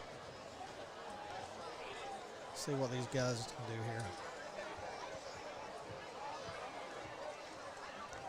Guys like Parker Dunlap mentioned in the pregame interview with Coach Freight. Also, both the O'Brien brothers getting run on the defensive line. I was starting to think it's getting dark fast. Quickly realized I had sunglasses on. 3rd down and 2. Canes defense looking for a stop. Did the Mustangs move first? That's what they're going to call. There we go. Yes, they did. Make it 3rd down and a little bit longer for the Canes. And the "you can't do that" chants start from the student section. 3rd down and 7. As you see Logan Dew quickly trying to get away from the student section. Big 3rd down here after the turnover. Trying to get the momentum back, get the football back for your offense. 2 up top, 1 down low. Ricketts, he'll keep it. Bounces off his own guy and deludes there for the Canes. That'll make it 4th down and 7. 34's been everywhere tonight, Keith. Yeah. You know, if you were up there closer to midfield, I think they would have went for it. There's no way they're going to go for it here. So. Not now. 4th down and 7. Talking to the student section, they've been riding Palmetto hard from the time they came out on the field. We're sitting here listening. I was here a little bit before Keith got here, and they've been here just as long as I've been here. Into it 100%. Canes look like they're kind of coming for it. Snap low, bounces to the punter. Canes can't get to it. Line drive. Morgan's going to have a chance to return. Hits the 25, looking for that Mustang sideline. Breaks it back to the middle. He's got blocks in front of him. Breaks one more. 30, 20. He turns on the Jets. Tyler Bones Morgan, 20-0 Canes. You can try to contain him, but he's going to get loose eventually, Keith. That's him.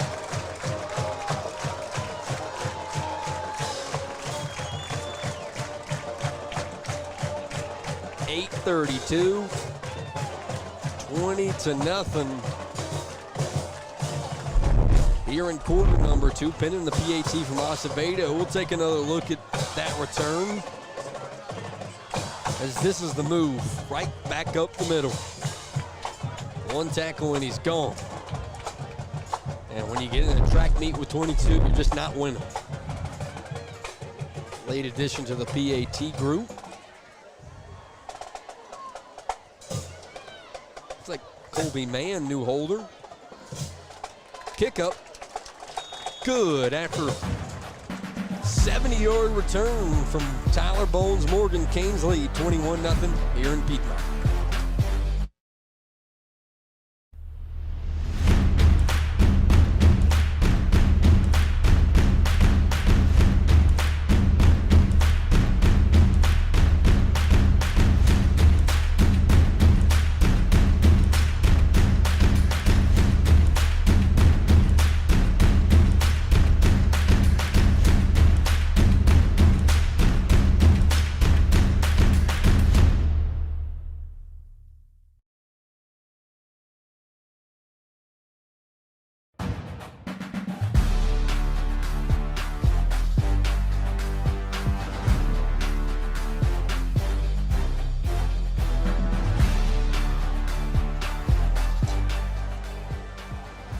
Back here in Piedmont. Curtis, you down there on the sideline. You got us at least. Logan's got the camera on him. He can't hear us. He said he can't hear us. We'll get it figured out. We got to hear from our guy on the sideline eventually. Return from the top. Breaks 1 tackle, trying to get past the 30. He gets to the 33. That would have been the best interview right there on the sideline I think we've ever had if that would have worked in that moment. Logan was locked in.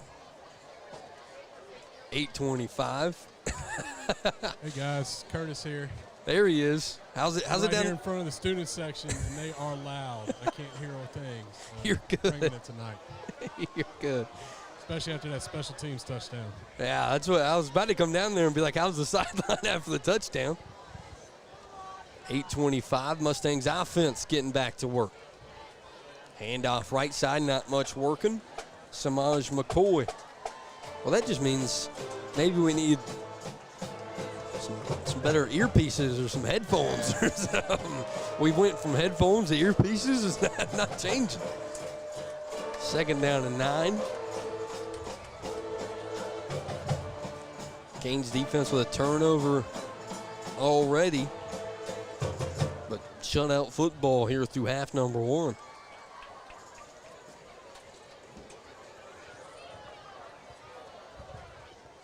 Ricketts stands shotgun with Robinson to his left. McCoy at the bottom of your screen. Snap, handoff behind him.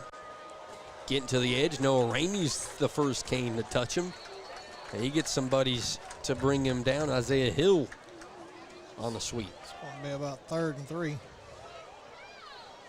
Which is same situation we've seen this defense be in a lot tonight. So far, they've held their ground. 7-12 and rolling. First time I think we said since 2021 or 2020 the Canes have played in week 0. Which is wild in my opinion. 3rd down here. Under 7 minutes, 21-0. Canes looking to tack on. And timeout. The boys from across the way, I think, was 6:47. And that it is. We'll take a break. Be right back on the Wren Broadcast Network.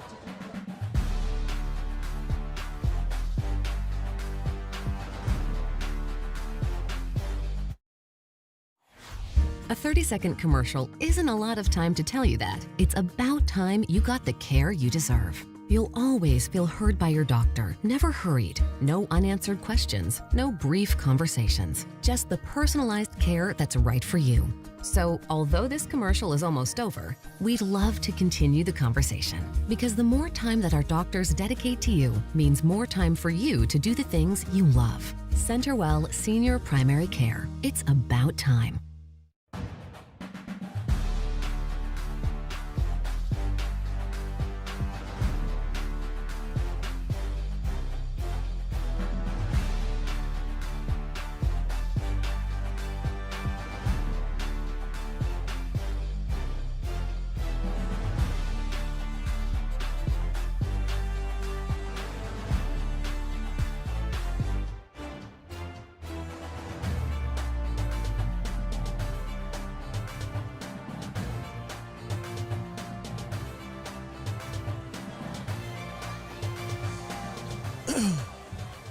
.647 here in quarter number 2. Mustangs offense back out there here on a beautiful night for week 0. One up top, one down low.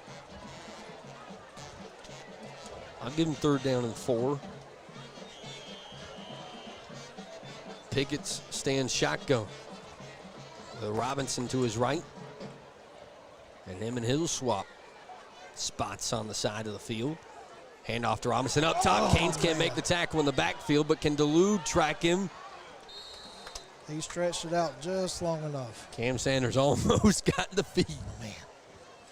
That'll be a 1st down for the Mustangs, and they'll move it up past their own 45-yard line to the 46. You see the frustration from number 9.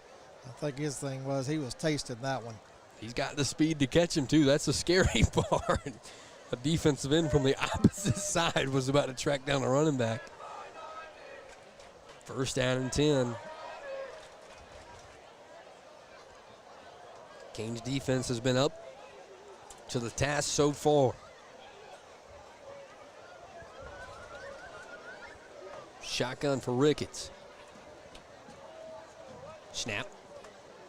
Handoff to Robinson, bottom of your screen. Kane getting held. I was trying to say, and there's they a couple of different holds out there. There's 3 flags out there. They make the tackle nonetheless.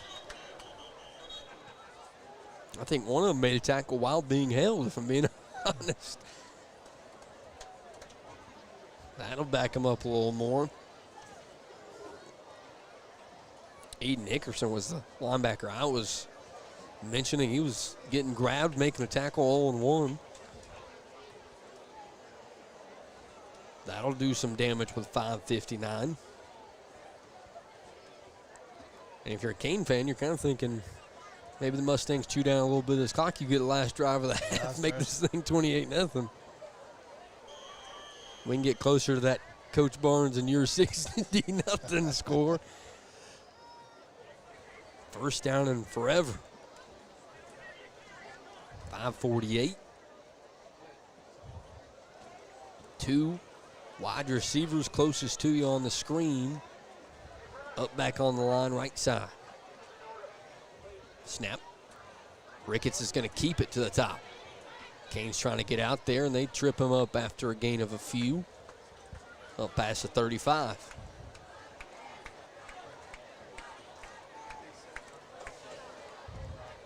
What a beautiful look at just football, in my opinion. It's awesome to see a high school football game look like that. As soon as the last game's over with, you're just looking forward to the next year. Yeah. 5:11 left. Second down and 15, a little bit longer. One up top, one down low.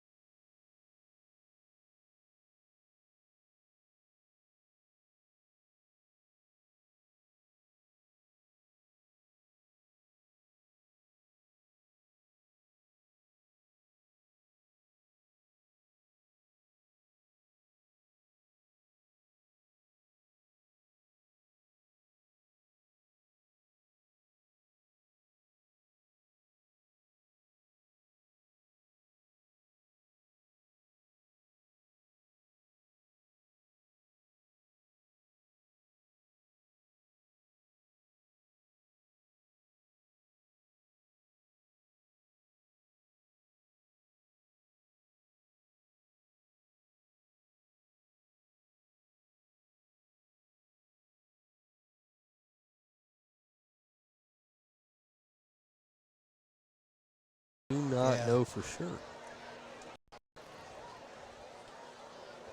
Looks like they're going to keep it third down. It's going to be in Kane's territory at the 49. So I think we're all the way back here. I thought I was going to do the hand signal for first down.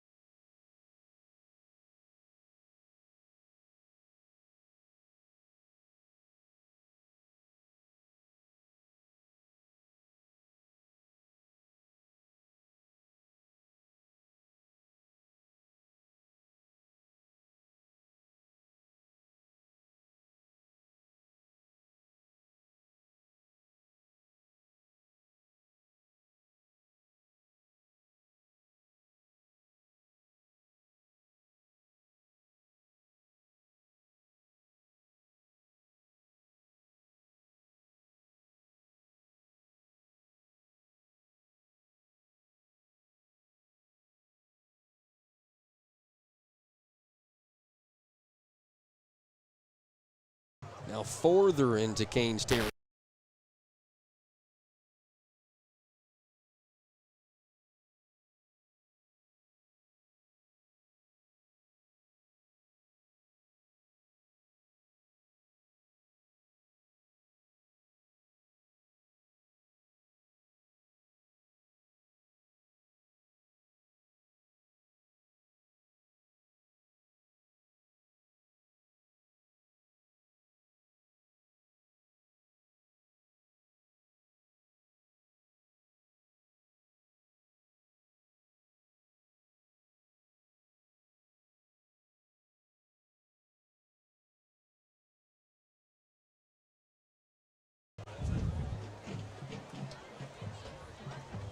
2nd down and 10.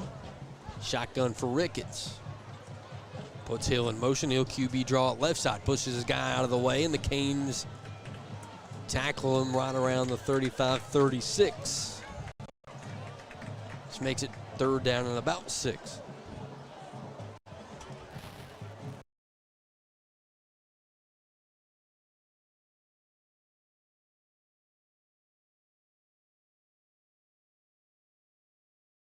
Stop you need before half to go score once again.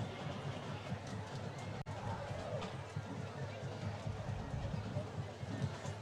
think he's going to try to do his dump over the middle again. I wouldn't be shocked.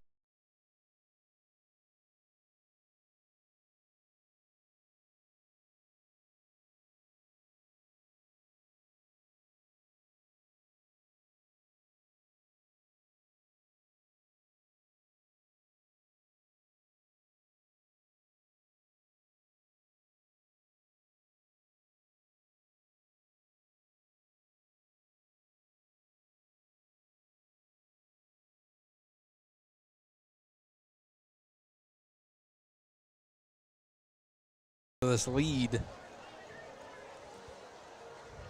21-0 with 2:36. 4th down and let's say 7.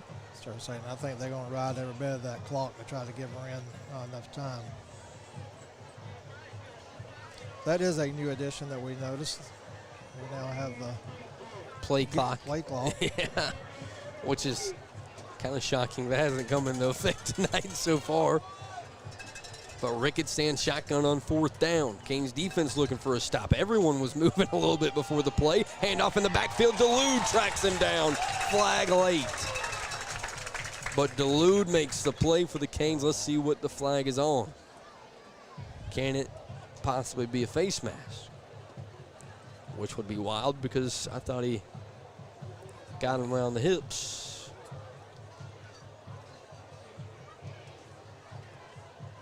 Hold against the Mustangs. They should decline it. And they do. The Canes defense gets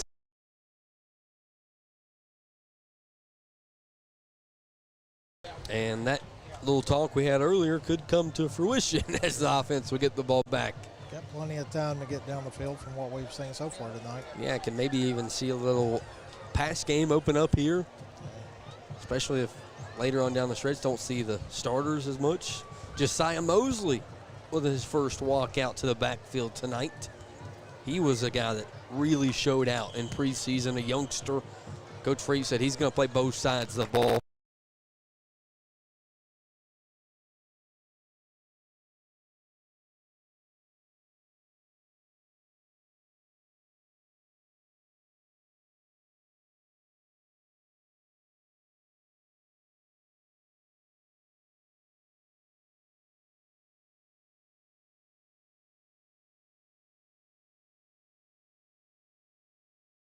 Almost got tabletopped. He had some guys under him.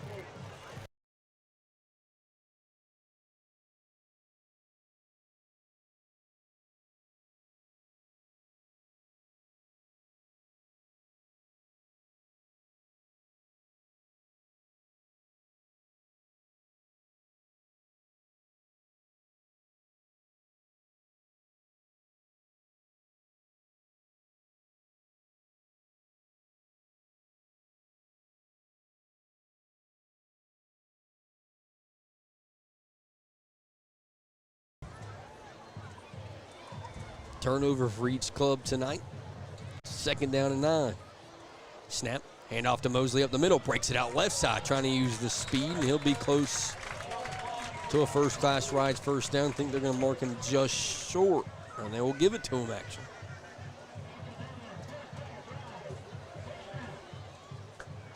And the horse in the backfield checks back in, and Reese Price.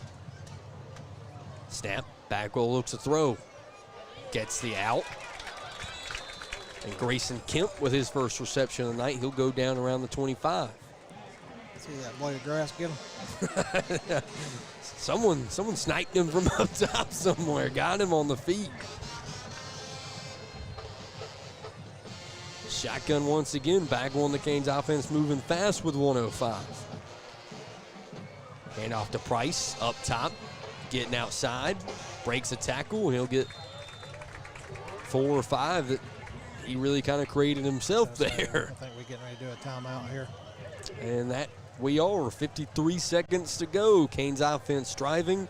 Hopefully all of our audio difficulties out of the way here in the first half. We'll be back on the Wren Broadcast Network.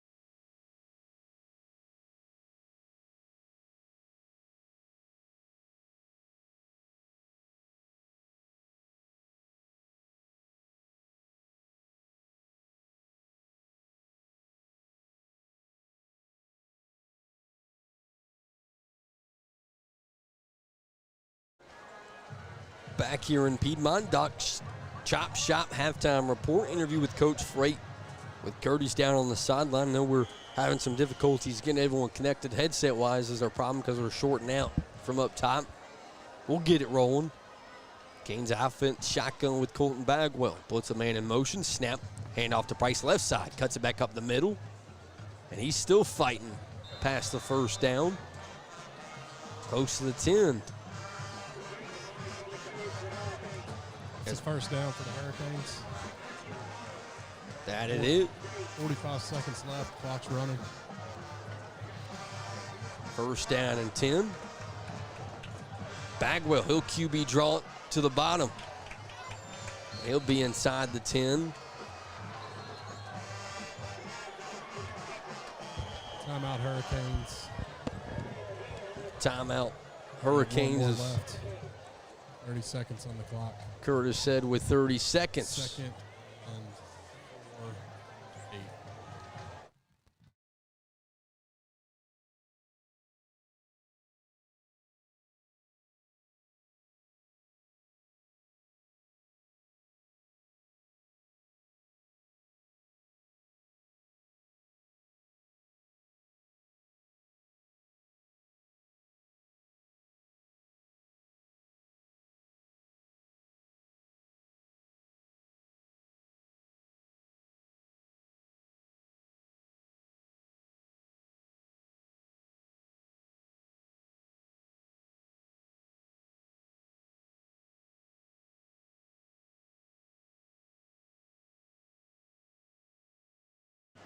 Canes offense comes back out there with 30 seconds to go. Up 21-0. 2 up top, 1 down low. Bagwell takes a snap, drops back, looking to throw. Bottom of your screen, looking for his guy, Brock Cherry. Went up with that big right paw and tried to bring it down. 3rd and 4 with 26 seconds to go.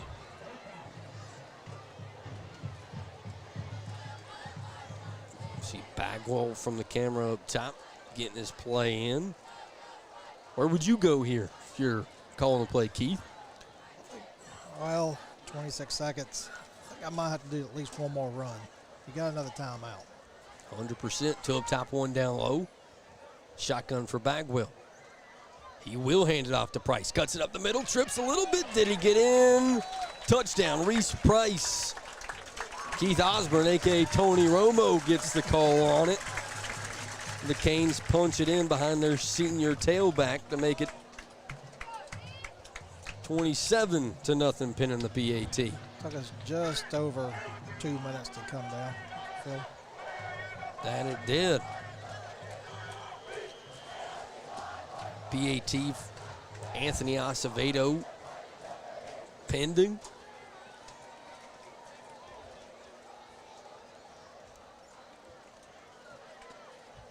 Snap, hold, kick up. Good. Canes up 28-0 after the rushing touchdown from Reese Price here on the Wren Broadcast Network. We'll be back after the break.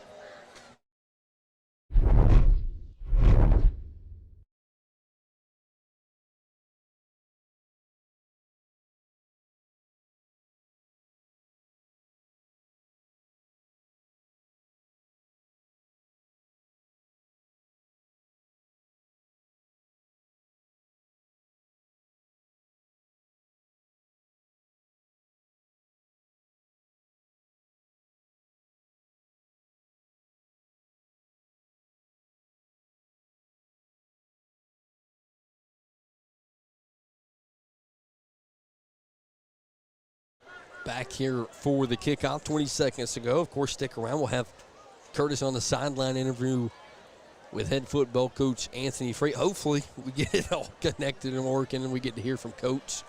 A little squibber up the middle that should take some time off the clock. Robinson stumbles around, breaking some tackles. Does that run all the clock off? No, it doesn't with 13.1. 2 points shy, halfway to 60.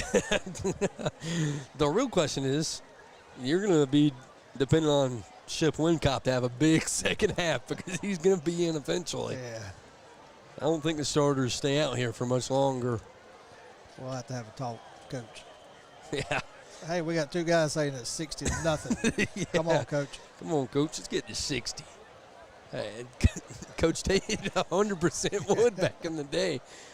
As Ricketts comes out in shotgun. Robinson to his left. He'll hand it off up the middle. Canes defense is there, and that should do it for half number one and game number one. Canes lead 28-0 as they'll receive the second half kickoff. We'll get an interview with Coach Freight and come back here with me for the Doc Chop halftime report.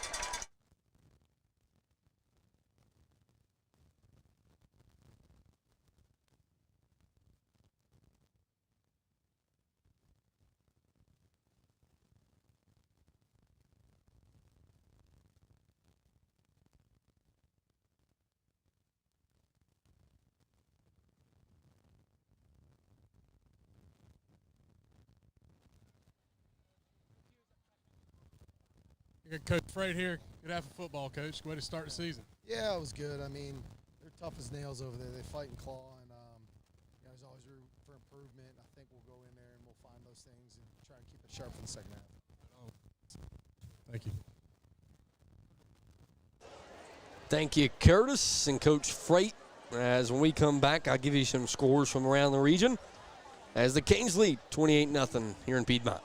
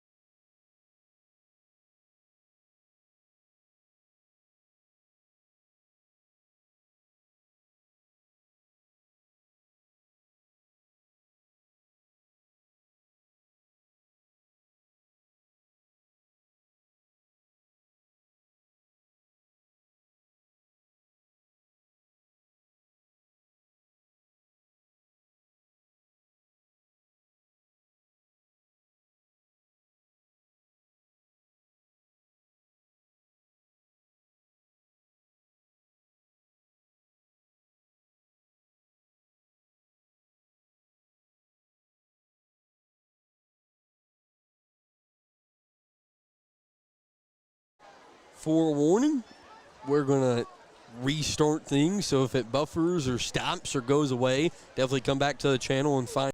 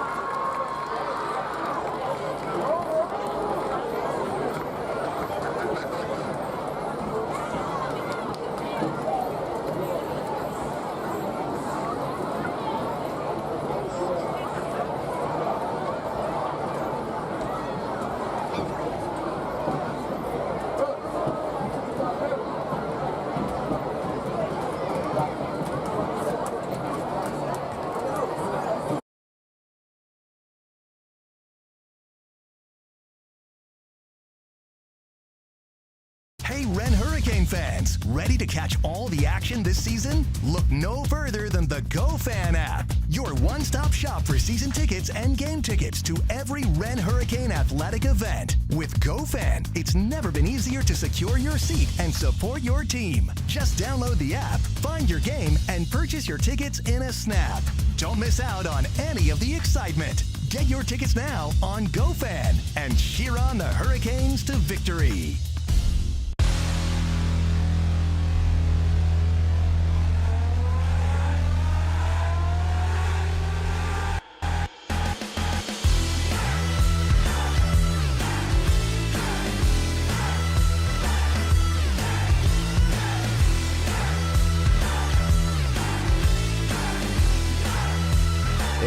Lumber, now hiring Pittsburgh area manager trainees. Apply today and receive an $840 signing bonus.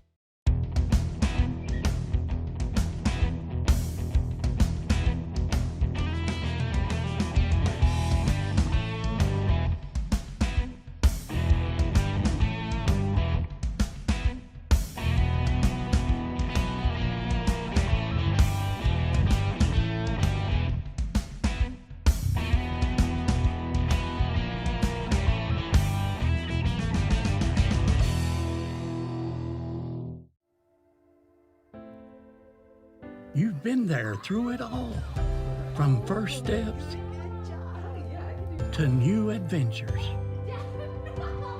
from major milestones to the smallest moments. You've been there every step of the way, supporting our dreams and celebrating our success.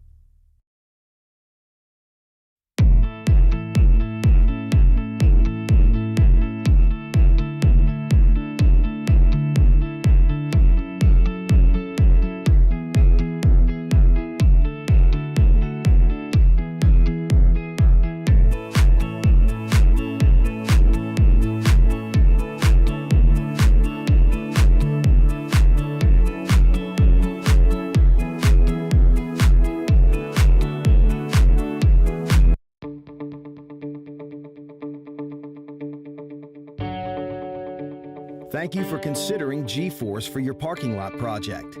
Each G-Force location is veteran-owned and uses the latest and greatest Graco state-of-the-art equipment with onboard computers and laser technologies for perfect results every time. We hope you'll choose G-Force for all your pavement marking needs.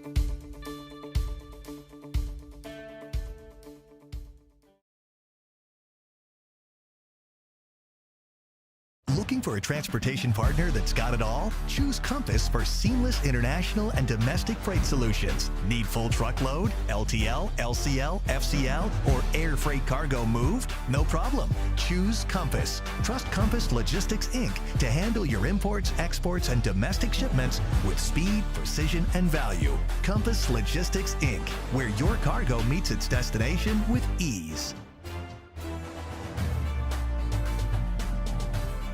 A 30-second commercial isn't a lot of time to tell you that. It's about time you got the care you deserve. You'll always feel heard by your doctor, never hurried. No unanswered questions, no brief conversations. Just the personalized care that's right for you. So, although this commercial is almost over, we'd love to continue the conversation. Because the more time that our doctors dedicate to you means more time for you to do the things you love. CenterWell Senior Primary Care. It's about time. Is your current home cramping your style? Or maybe your nest has become too empty? Selling a home on your own can be frustrating and confusing, not to mention all that paperwork. Don't lose sleep stressing over selling your home. Glenn and Alicia Klinger serve the greater Greenville, South Carolina market and will help you get your home sold and find a new one that best fits your list of wants and needs. You can spend your time dreaming of your next home.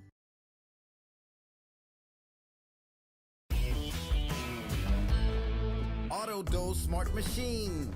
Like a Bosch. Saving water, be more green. Like a Bosch. Dishes dry straight away. Like a Bosch. Energy gets label A. Like a Bosch. Healthy food longer fresh. Like a Bosch. Eat 'em all, much less trash. Like a Bosch. Live more sustainably, like a Bosch, with many solutions that can lead to a better way of living. From Bosch.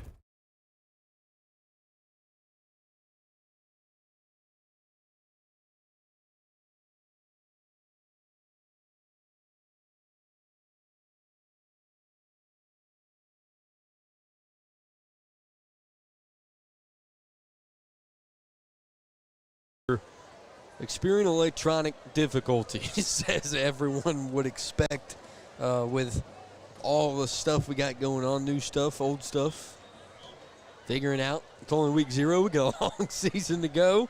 Going through some scores. Pattersville up on Seneca 14-13. Liberty beating Fountain Inn 20-6. Hillcrest over Lawrence in the first quarter 6-0. And Eastside beating Southside 23-0 so far here in week 0. Patriots up a point on the Bobcats. I was saying, not knowing exactly where they both stand as far as people coming back. Yeah. Good game. Definitely a new team. Of course, the Patriots still in 3A, if I'm not wrong. Pretty sure they stayed down with BHP and others. Class realignment going to be fun to memorize as we go along. Remember where everyone is as the Canes warm up closest to us.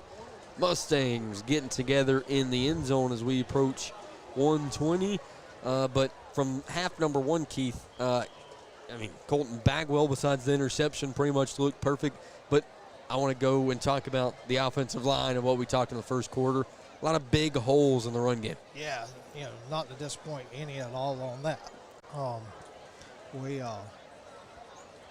expect to see this the same thing in the second half, as long as they keep the starters in. Yeah, 100%. And even with some backup guys, we saw Josiah Mosley get some run at the end. I think he would be the back if they go to a group number 2, or Isaac Wigington, who we saw a lot of early. And, of course, Shep Wincott, the quarterback who was behind Colton Bagwell, who had that scary injury against the Mustangs last year on the road in the rain. And what a game if you come in, throw a couple touchdown passes against the Mustangs here at home. As the Mustangs will receive the second half kickoff. Other than the one big play that we allowed in the first half. We came away with a interception on that play. Yes, we did. Series, and then our pass interference gave them that first down, which got us kind of close to scoring for Palmetto, but defense is holding strong. Yeah, guys like Noah Ramey and Cam Sanders up front. We've called out Noah Dulude a couple of times from his linebacker position as the kickoff team walks out there led by Anthony Acevedo. 12 minutes on the clock for quarter number 3, and the Canes lead 28-0.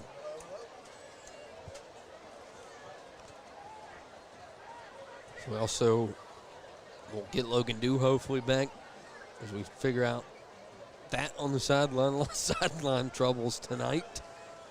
Seems to be a primary concern throughout football season. Acevedo puts the hand up as he's ready to get things started in half number 2.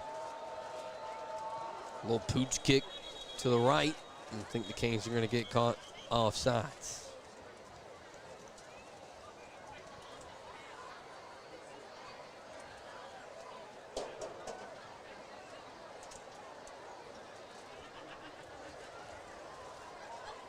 Head ref farthest away from us. I think everyone had to make sure it was good with him down the way that they called that.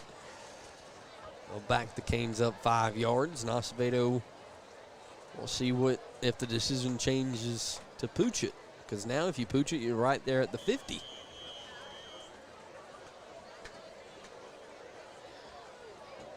He'll now kick from the 35.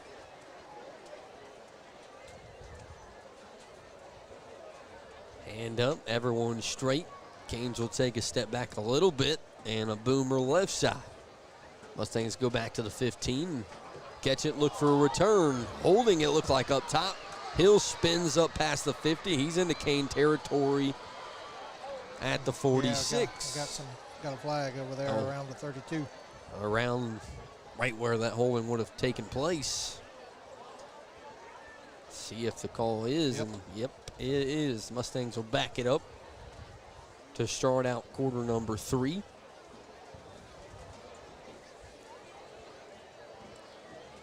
First down and 10. Guys like Ricketts and Henderson, or Robinson, correction, in the backfield. Isaiah Hill getting some jet sweeps. Mustangs have, again, we talked about it. Big plays, just can't capitalize once we get down into the red zone or past the 50. This right here reminds me of last year. You have those big plays and then just a mental mistake. And luckily it's on Palmetto this year, not us. We got some defensive starters that are dealing with cramps after halftime. They should be good to go. Generally healthy. Always good to hear. That was a lot clearer from the sidelines. We got to figured out a little bit. Flag in the backfield as Mustangs run it right side. Not going far past the line of scrimmage, but don't think it's going forward at all anyway.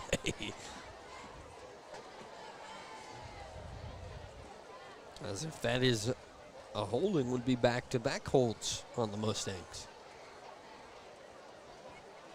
Looked like a legal formation was the call. There's a lot of movement. But that's what I kind of wanted to mention early in the ball game is you take a lot of this time with a young offense and you're calling plays from the sideline and they're motion plays, the pre-snap motion plays. We'll see what the Mustangs look to. 1st and 15. Robinson to his left, up back to his right. Snap for Ricketts, handoff Robinson right side. Has a hole but doesn't go far. Maybe gains 1 or 2 with 11:23 to go in the 3rd.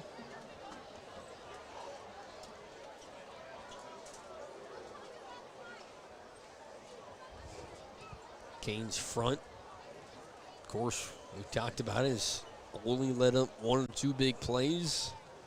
Really controlled the line of scrimmage. And I talked about early the corners, maybe a little bit of concern, new faces. Haven't really talked about those guys, and that's always good. Yeah. Second down and 14. Ricketts looking deep right side, and he sails it over everybody up past the 45, maybe a little bit on the opposite page of going right. So a lot of miscommunication evidently there. 11-17, that'll make it third down and long. Go long. No, longer. Ricketts was looking for a touchdown. It's just, that's the thing. Is if you want to run on this defense, you got guys like Cam Sanders, and if you want to throw it, you got guys like Noah Ramey and Tyler Morgan. See what the Mustangs do here on third and long. Shotgun for Ricketts. One up top, one down low. He'll look to throw once again. Looking middle of the field, Ramey almost made a play, but it looked like the Mustangs came down with that one. Number 85, Aiden Childs. Be just short. Yeah, they really going to try to go for this? No, there we go. Punt team looks like they're coming off the sideline, and they do. 4th down and 4. Which really, bragging on our offense, what do you lose there? You know, another minute of drive. Yeah. Sound a little cocky there, but you know. I mean, might not wait that long. Tyler Morgan stands at the 40. Line drive, may take a bounce up the Bones. He catches off the bounce. He's got a lot of room at the bottom of the screen. He hits the 50, gets a block in front of him at the 40, 30. He'll run out of bounds at around the 22, and Bones just flips the field. Great athlete. Track star as well, as you'll take another look at that from our view up top. He gets that edge. You got to force him out of bounds. You got to hope he doesn't cut back inside. Colton Bagwell runs the offense back on the field. 1 down low, 3 up top. Caden Hill checked in at receiver closest to you. Hand off to Price. He's inside the 20. He'll gain a couple on play number 1.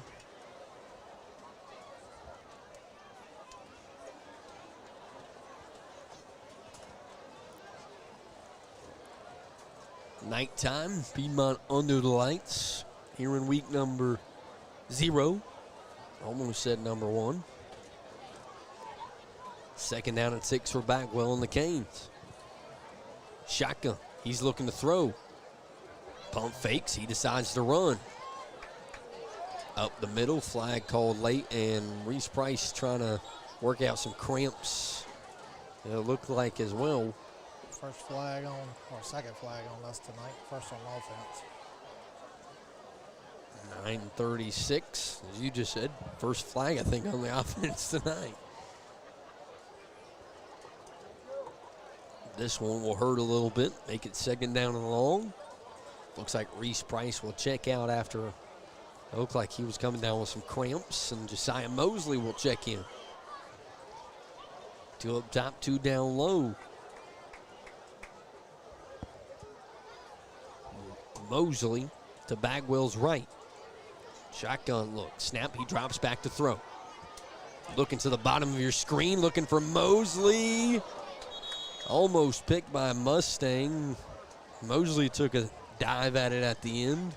He was just fingertips away from it. Now 3rd down and long, but this feels like a situation you make it 4th down and manageable, send out Acevedo for a field goal maybe. Yeah, I can't remember how he is kicking. Hit one in the jamboree from good distance, 26, 27, 28 out. Just, in my mind, a good test here early. Yeah. 3 up top, 1 down low, but we know anything about this offense, they can score from anywhere. 3rd and 17. Bagwell drops back. He's looking to throw middle of the field. Has his guy at around the 12-yard line. I think that was Whitfield, and it was correct. Another yard to go. Oh, he's right on it. Half yard. 4th down and inches. We got 4th and inches. Curtis right on the line for us down there on the sideline. Logan Dew looks like he was trying to get an angle as well. He's right over the referees. Got the camera held high in the air. So all y'all. Bagwell, 4th and inches. Snap, QB draw up top. He's got a lot of room. Mustangs meet him, but First it looked down. like he fell on 100%. First-class rides, 1st down and 10. I want to second guess the coach on that one. I think I would have just pushed it up the middle because that's a lot of ground to cover there. I can see where Perdermo's coming from, trying to catch him off guard, get speed to the edge, but we've seen the Mustangs defense play sideline to sideline tonight. See how they decide to maybe punch it in. Hand off to Price right side, working to the bottom of your screen. He'll be chopped down out around the 8. Make it 2nd and goal. Cooper Robinson on that tackle. And I think these are the moments where you look back to the Walhalla scrimmage and maybe you bring out the jump ball Brock Cherry back corner left end zone. See what Coach Padermo's got up his sleeve. 3 up top, 1 down low. Price to his right. I got a good picture there. Brings Harkness to the line. Keeper up the middle. Bagwell uses the speed. He's got 2 passing. Add on a rushing touchdown for number 4. CB4 makes it 34-0. Pinning the PAT. What can he do, Keith? 75. Come on now. Hey, it's just a watch list. We'll work our way into the top 50. Top 25, hopefully. As you see the keeper, it's too much speed. Breaks the first tackle and he's in. One cop out to hold. Acevedo on for the PAT. Snap hold. Kick up. Good. 35-0 after the CB4 rushing touchdown. Austin gives us the Crickets. 7:53 to go in the 3rd.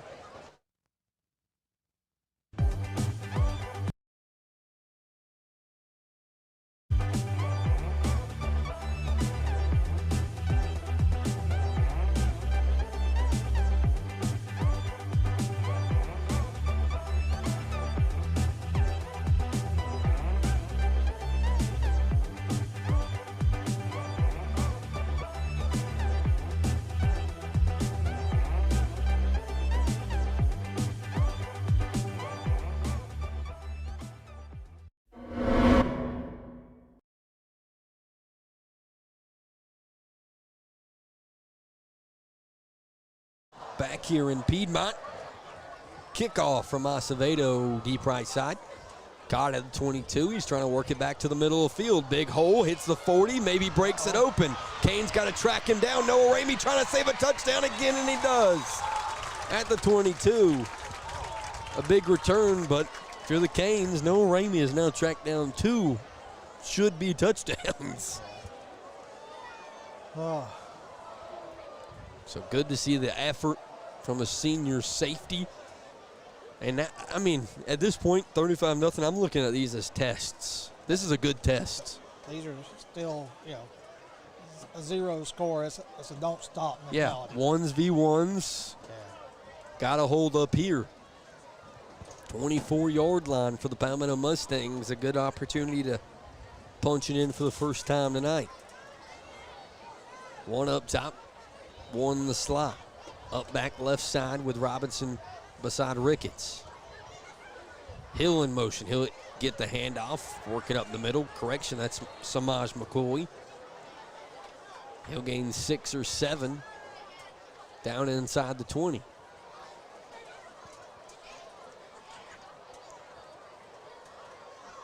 Second and 3 or 4.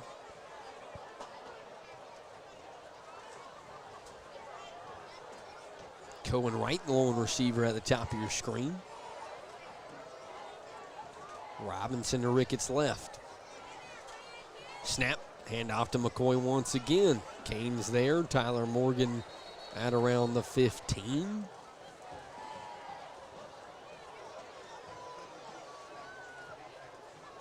Pinning on the mark. Looks like they give it to him, 1st down and 10.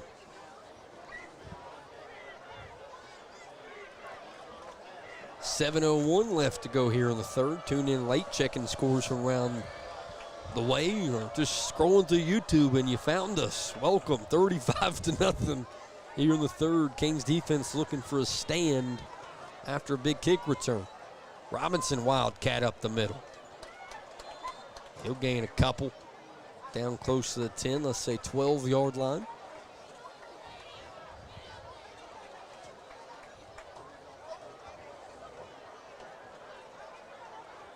Mustangs look like they will substitute Ricketts back in and 2 offensive linemen and Samaj McCoy.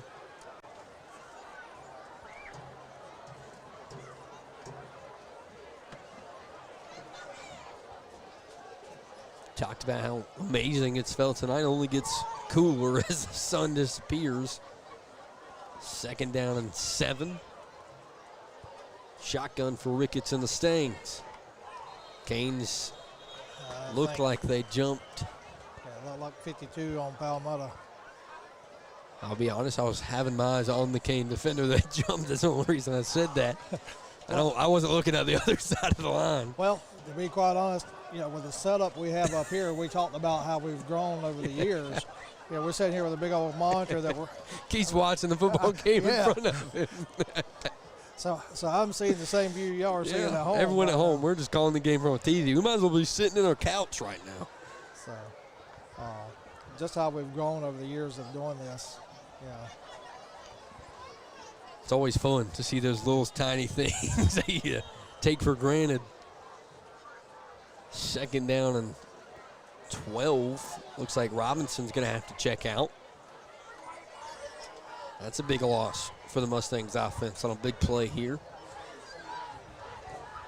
And 10 doesn't even have the gloves on. He was not ready for this moment. TJ Jenkins will be the new back in the backfield. Freeze a minute, Stickler. Cuts on the guy's arms. Just sent 17 off of Palmetto, scratch or something. So scratch on the arm and blood more than likely. Keeper for Ricketts up the middle. Canes defense there at around the 16. Make it 3rd down, let's say 11. Also, if I haven't yet said it on air, we would like to thank Curtis for taking time out of his week and life for helping us here on the broadcast. And all of our stuff seems to not always work right, but we appreciate it nonetheless. Giving us knowledge that we don't know ourselves. 3rd down and 11. 2 up top, 1 up back as the Mustangs swap Robinson in the backfield. Snap, a little running back swing pass. Robinson makes a move, cuts it up the middle, and he'll gain 2 or 3 in a late face mask, more than likely. And those are the ones that hurt once you have worked your way to 4th down. You're sitting there trying to keep it 0 score and seeing what your defense has got. And also, rebounding off of talking about Curtis, we miss our guy Keith Evans on the sideline as well. I ain't missing him too much. He's down at the beach tonight. So he's living up life right now. He's happy. He's laid back. He's getting ready for retirement. 1st down and goal for the Mustangs. 3rd down, correction, and 2, 3. Looks like with 4:29. I got to remember these aren't automatic 1st downs. 3rd and manageable. 3rd and a long 2. Robinson and Wildcat, it looks like. Trying to get the Canes to jump off sides. Mustangs will use the timeout. 3rd down and 2 when we come back. 4 minutes and 11 seconds left in the third here on the Wren Broadcast Network.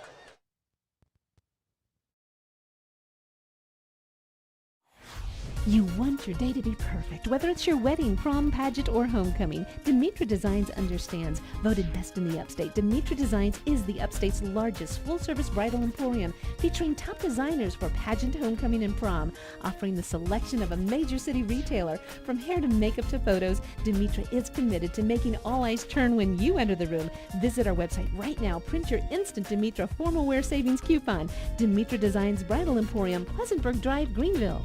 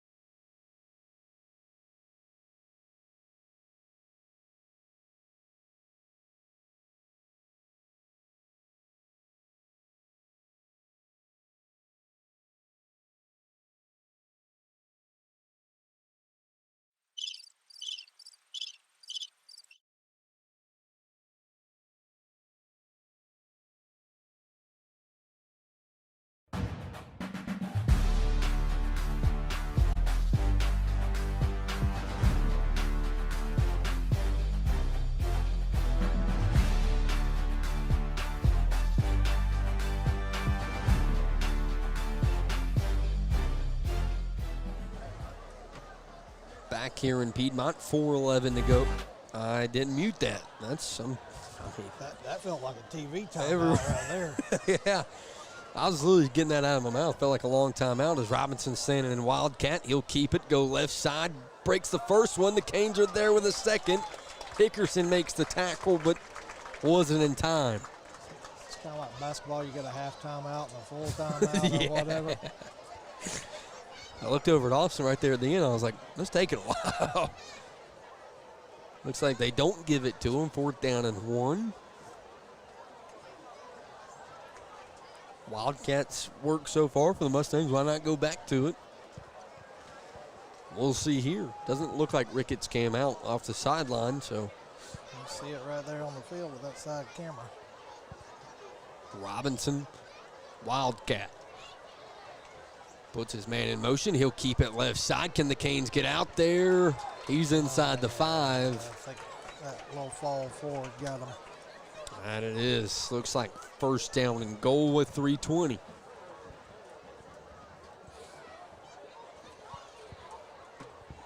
They're making them work for every yard that they get. Canes defense, it feels like they deserve a turnover here. Yeah. They got put in this situation. Let's see if they can get a stop. Clock rolling with 3:20. Wildcat, Robinson puts his man in motion. He'll keep it left side. The Canes are there. Cam Sanders makes a tackle in the backfield. Bam, bam, Cam. Man, he came around that corner. He's quick, man. I think he's hurt as we lose a chair. He came up limping. Canes are going to get a substitution in for him. So 2nd and goal. Bad news is you don't have your guy out there on the front, but defense still looking for a stop nonetheless. 2:40 to go here in the 3rd.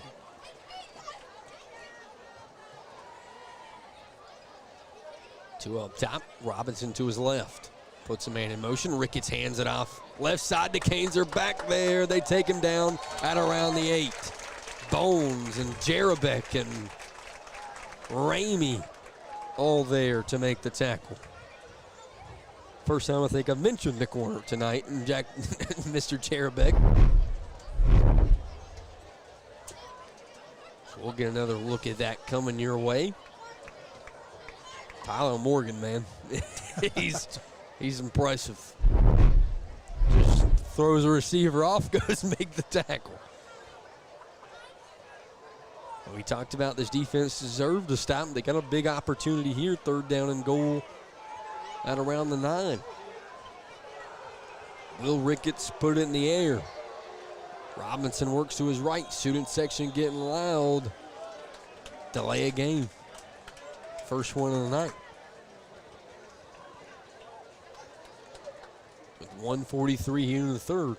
And we actually have a play clock this year, so come on, guys.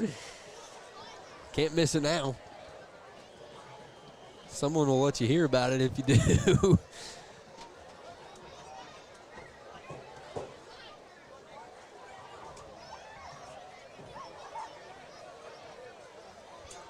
$12 seconds on the play clock already. Inside 10. Rickett trying to work his team up to the line with 3. And timeout Mustangs says, I was almost back-to-back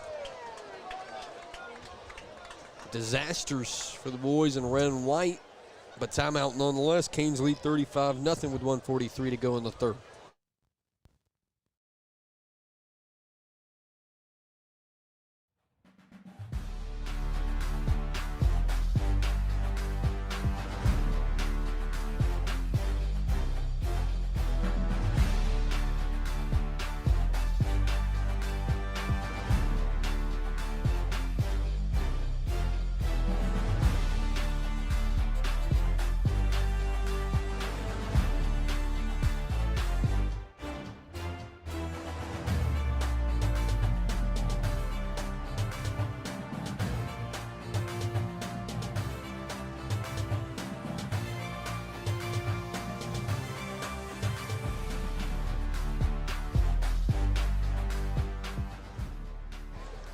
Back here at home, Ricketts walks the Mustangs out there.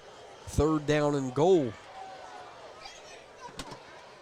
Puts Hill in motion to the right side. 3 receivers to the top of your screen. Ricketts rolls to the top. Looking for the corner. Canes make a play and almost come down with it. Noah Ramey, oh so close to pick number 2, but Jacob Lewis is cramping across the way. Curtis talked about that coming out of halftime. Guys getting worked out across the sideline in the locker room. Jacob Lewis is cramping up. A lot of the offensive linemen are cramping all over here on the sidelines. At least it's been a cooler night. Imagine what it would be on if it was hot. Yeah. Our wonderful training staff taking care of our players. Always appreciative. 138 here in the 3rd. We'll give him a break to do his work, get those cramps out, and we'll be back on the Wren Broadcast Network. Don't worry, your house will sell in no time. Let's hope for the best.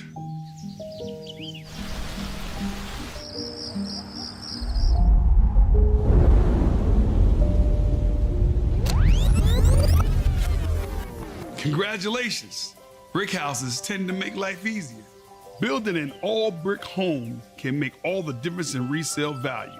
Choose brick and enjoy peace of mind wherever life may take you. Thank you to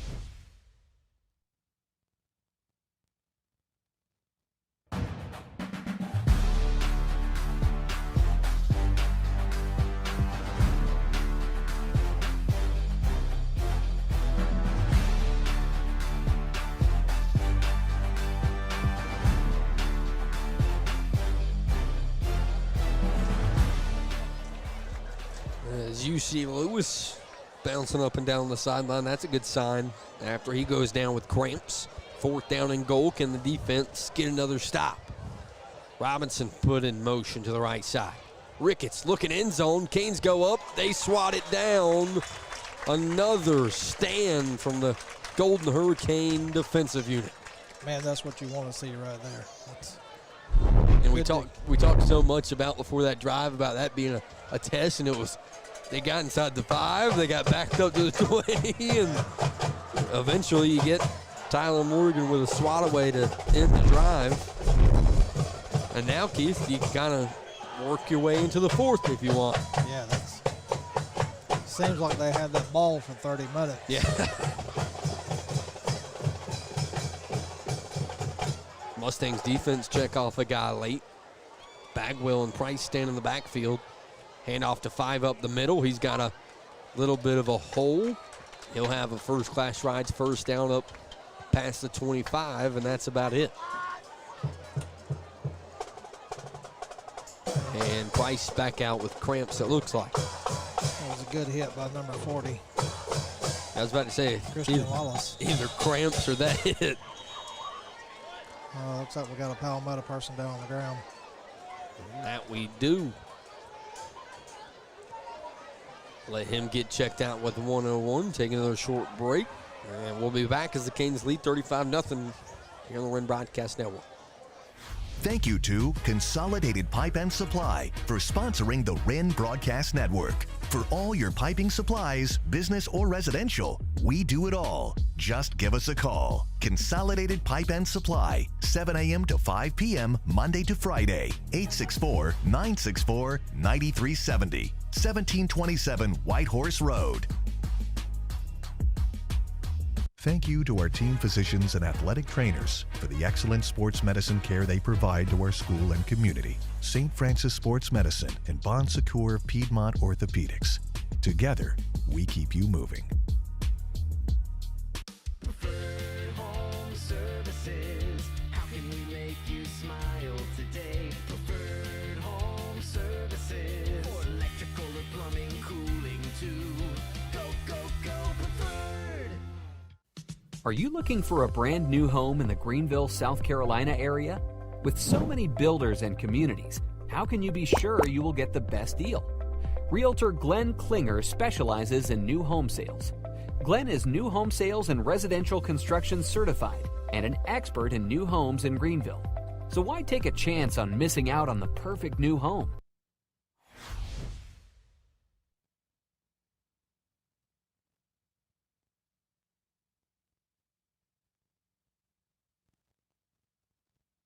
Back here on the Wren Broadcast Network. I think that was number 3, Isaiah Hill.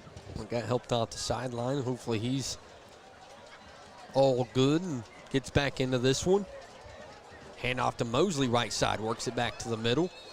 And he'll get himself 6 or 7 up past the 30. Looks like we got a hurricane down. Man, this can only hurt these two teams with 3 plays in a row with injuries. Now, we talked about it, some of these cramps, but these last 2 feel a little more than cramps.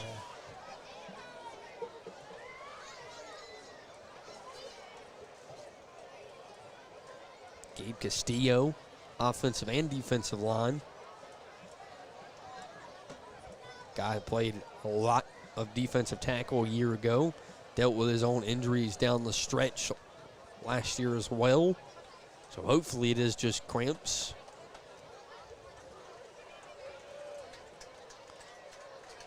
As you see the grimace on his face. Holds the head as well, not a good look. Hopefully 50's all good and can go back to work next week against the Green Wave. 2nd down and 4 for the Hurricanes offense as Harkness comes in motion. Works to the right side of the line. Snap. Handoff to Mosley. Closest to you. Jukes his way back towards the 40, and that's where he'll be tackled after a first-class rides first down. And good to see after you lose an O-lineman, you kind of plug and keep going. Yeah, you can get that depth start going. Number 50, Gabe Castillo, was dealing with a stinger earlier, but he actually got poked in the eye there. He should be okay. I don't know if he's going to come back in. Takes us to the end of the 3rd quarter. And we get some good news on Castillo that it's only a eye poke. 35-0 Canes lead as we head to the 4th here in Piedmont.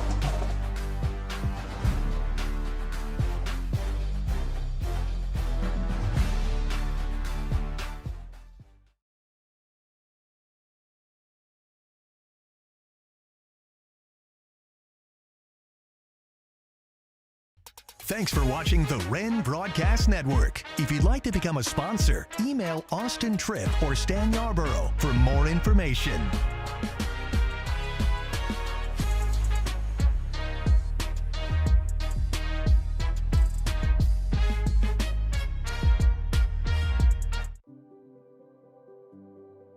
When I walk into Spiro Financial, they know me by name. They make you feel at home. We have our personal checking account. We have our business account. My boys are the beneficiaries of that too with their accounts at Sparrow. They truly care about you and helping you understand what your best options are going to be. From in-branch to online, it's personality and relationship.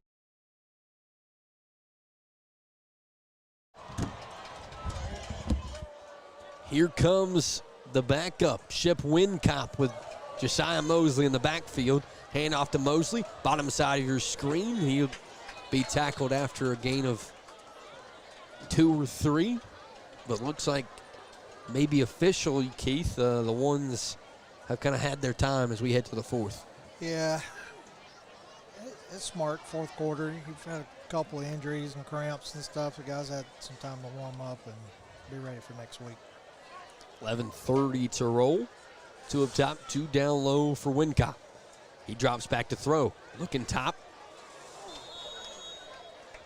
Looking for Haran, the tight end / receiver for the Canes. Can't connect. Makes it 3rd down and 7. Long 6 maybe.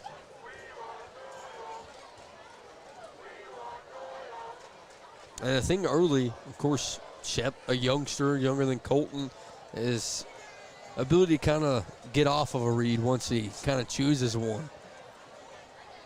3rd down and 7. Let's see if Wincott can find his guy. Drops back, looking to throw, bottom side of the field. He'll look for the seam and misses Grayson Kemp by just a step. And makes it 4th and 7. Thought maybe a look for the punt team. Padermo and Freight are like, I guess we'll send the punt team out there. 11:20 after almost connecting with Kemp for a big play up the seam. Acevedo will make the trot out towards the 30. A little shorter of a punt set up here for the Canes. Acevedo not really inside the 30. We had a couple of good returns. Let's see what we got here. Snap high. Makes Acevedo take a couple steps back, and he puts it straight up into the air. Takes a little bit of a Canes bounce towards the Mustang sideline and will stop right around the 30. And that's where the Mustang offense will go back to work with 11:08. And so far, Keith, so good. I mean, of course, we've talked about it and have a little bit of a flag spur there for a little bit defensively. And, of course, you talked about a couple injuries, but other than that, 35-0, can't really complain. No. Good first game out. Ricketts and the Mustang offense trying to not let this become a shutout. Handoff to the bottom of your screen. McCoy trying to make a move, and he'll fall past the 35 up to the 36. Of course, thank everyone for being locked in with us tonight. Now we've had our ups and downs as we've made it to the 4th quarter. Or stick with us throughout the season, into basketball season as well, as we cover every Canes sporting event pretty much down the stretch here as football gets started. 2nd down and 5. Snap. Handoff Robinson left side. Flag thrown into the pile. He'll only gain 2 or 3. And those flags tonight have usually meant holding.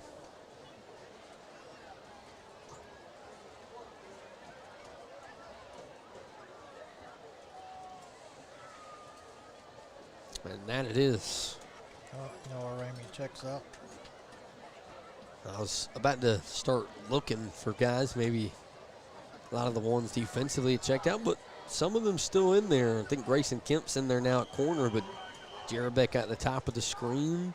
It looked like JT Forrester, one of the young hot shots, have checked in at end. trying to get these depth pieces a little more into the ball game here late against a nice 3A group of ones. Ricketts puts McCoy in motion. He catches the snap. And he'll be lit up at about the 34, and he loses, or correction, gains 3 or 4. Actually, the penalty pushed him back. Yeah, I keep forgetting about the other yard marker. Yeah, I was like, I'm pretty sure I called the 35 last play. Jay Tribble checked in at linebacker as well for the Canes. He was in on that hit. 3rd down and 11. 12. Forrester adding pressure. Throws it to McCoy. And he'll be tackled up past the 35 and around the 37. I don't know what type of throw that was. Sidearm. He saw Forrester in his peripheral vision. He was like, I get the football out of my hands. They'll be punting the ball. That they will. Here comes the punt team. And bad news for the punt team is 22 is going to line up at, let's say, the 35-30 yard line. He's going to get word from the coaching staff on where he should set up. Got 2 big returns, 1 touchdown already. Can he add on one more? A short one towards the Canes sideline, and he'll roll out inside the 40, and that's where the Canes offense will go to work with 8:32. You've mentioned it whenever we talked about the 2s being in, just depth. This builds only depth, especially up front, which you were talking about in that situation. Yeah. We need all the help we can get up there to get those guys as we get into conference play and everything's in breaks. And then you're naturally probably going to have some injuries and stuff. We're going to hope and pray not. But definitely easier to be able to just kind of plug and play, so to speak. Isaac Wigington checked into the backfield. He'll get the handoff to the top of your screen. He's got some speed. Flag behind him after he gains 6 or 7.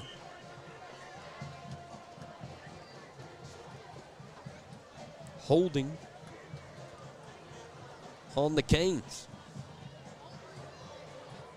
So 2nd and 3 becomes 1st down and a little bit longer.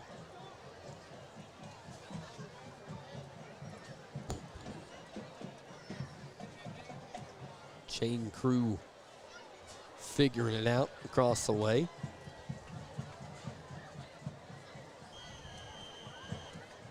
First down and 20.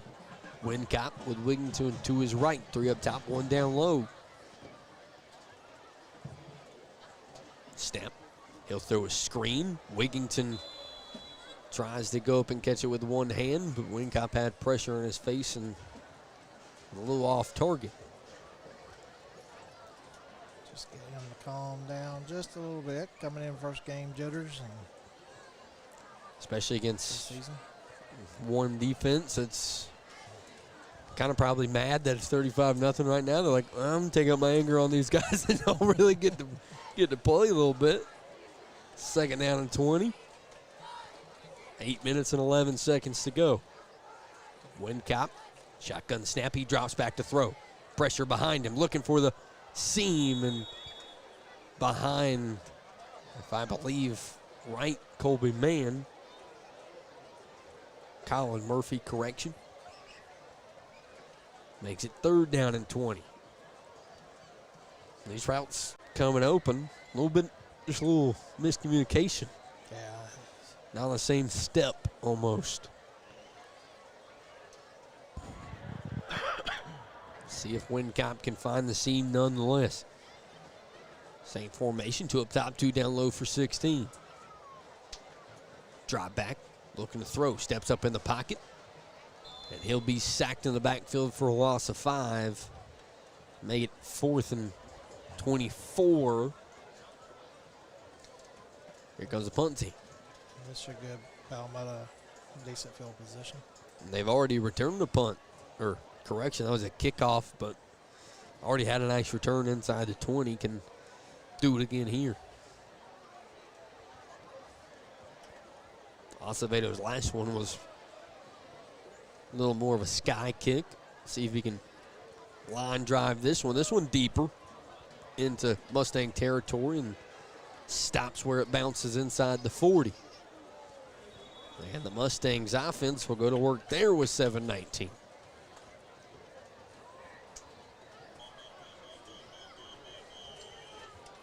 Timeout on the field. We'll take a quick break as well. 35-0, Canes lead.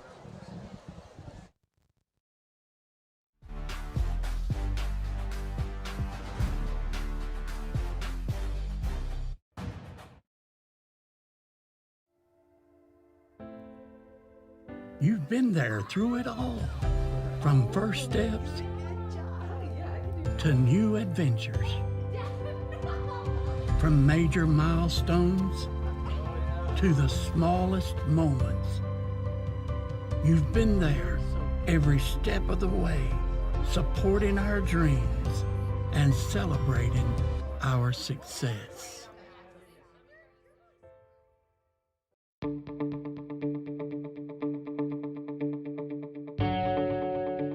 Thank you for considering G-Force for your parking lot project. Each G-Force location is veteran-owned and uses the latest and greatest Graco state-of-the-art equipment with onboard computers and laser technologies for perfect results every time. We hope you'll choose G-Force for all your pavement marking needs.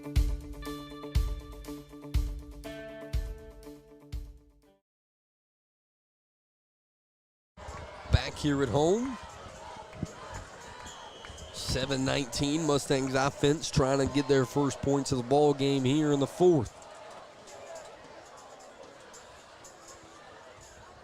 Ricketts stand shotgun, puts Robinson in motion and tight end and up back as well. Samaj McCoy. Snap, hand off to Robinson, makes a move up the middle. He'll gain 2 and go down quickly.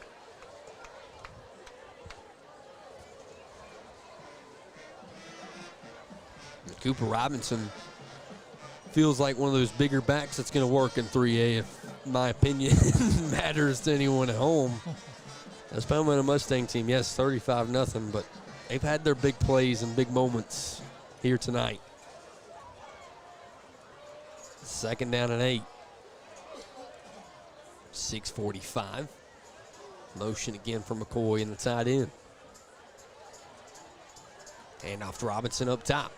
Works it to the middle. He'll gain 2 or 3 more. Canes think maybe a flag was in order, but 3rd down nonetheless.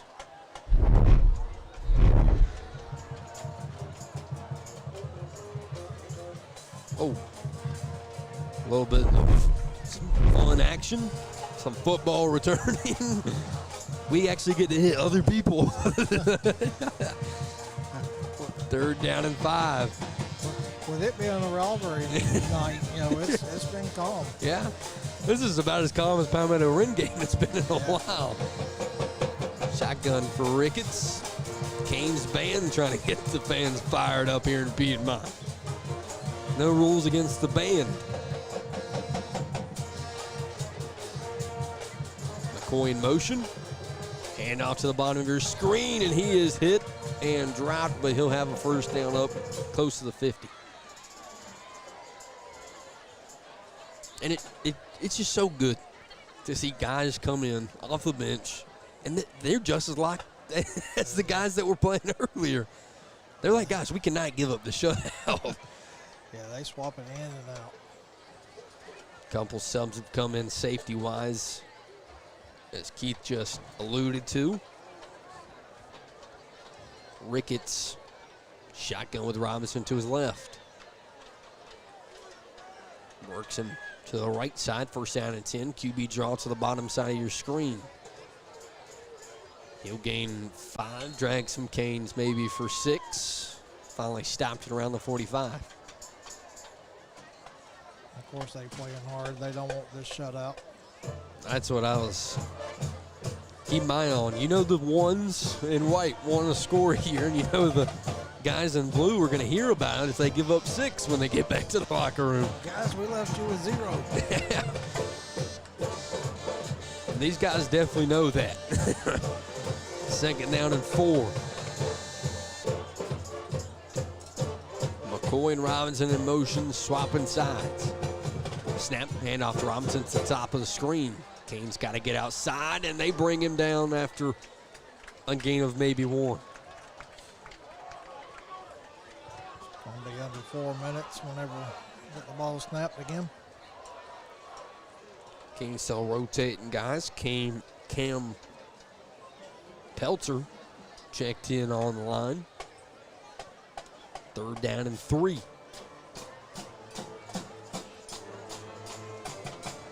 Ethan O'Brien out there as well. Muntu Brown, the first thing we've seen from the linebacker. Young, fast edge rusher for the Canes. Handoff. Canes meet him right around the 1st down marker, but then they stop him early enough. Just short. And that it is, 4th down and 1, maybe inches.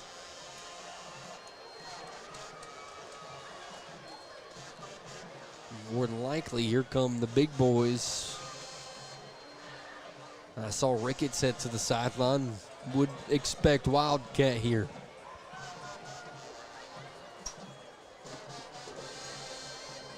Here it is, 4th down and 1. Can some of the 2s defensively get a stop here? Gets to the line, and the Mustangs push him past it inside the 40. But with 1 timeout, clock not on the Mustang side if they want to score here late.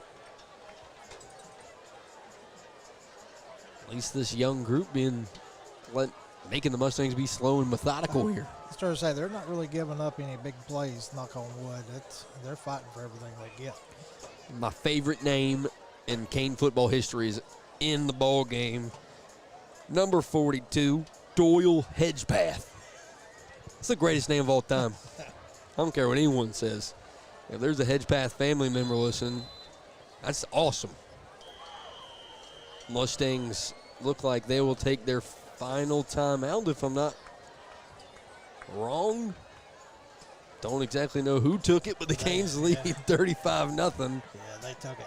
With 2:21, we'll take a quick break. Be right back with Canes football as we close out the night here in Piedmont.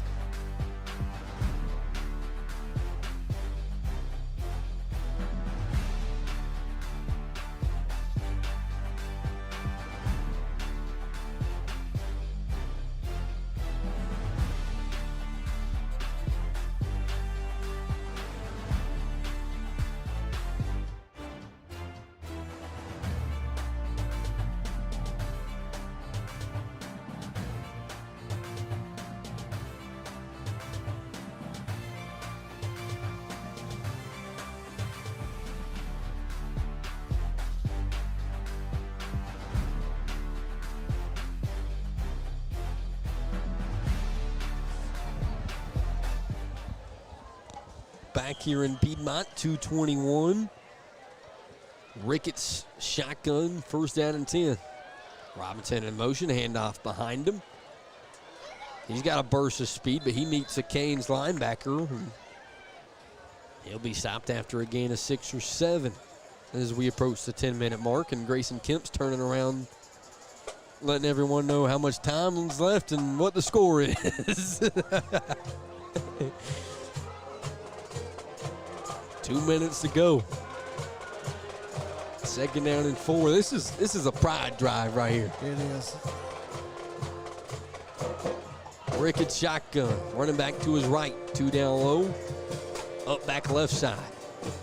Hand off left side. He's working to the sideline, and he gets close to the sticks, but I don't think he got there. Matthew Oglesby on the run.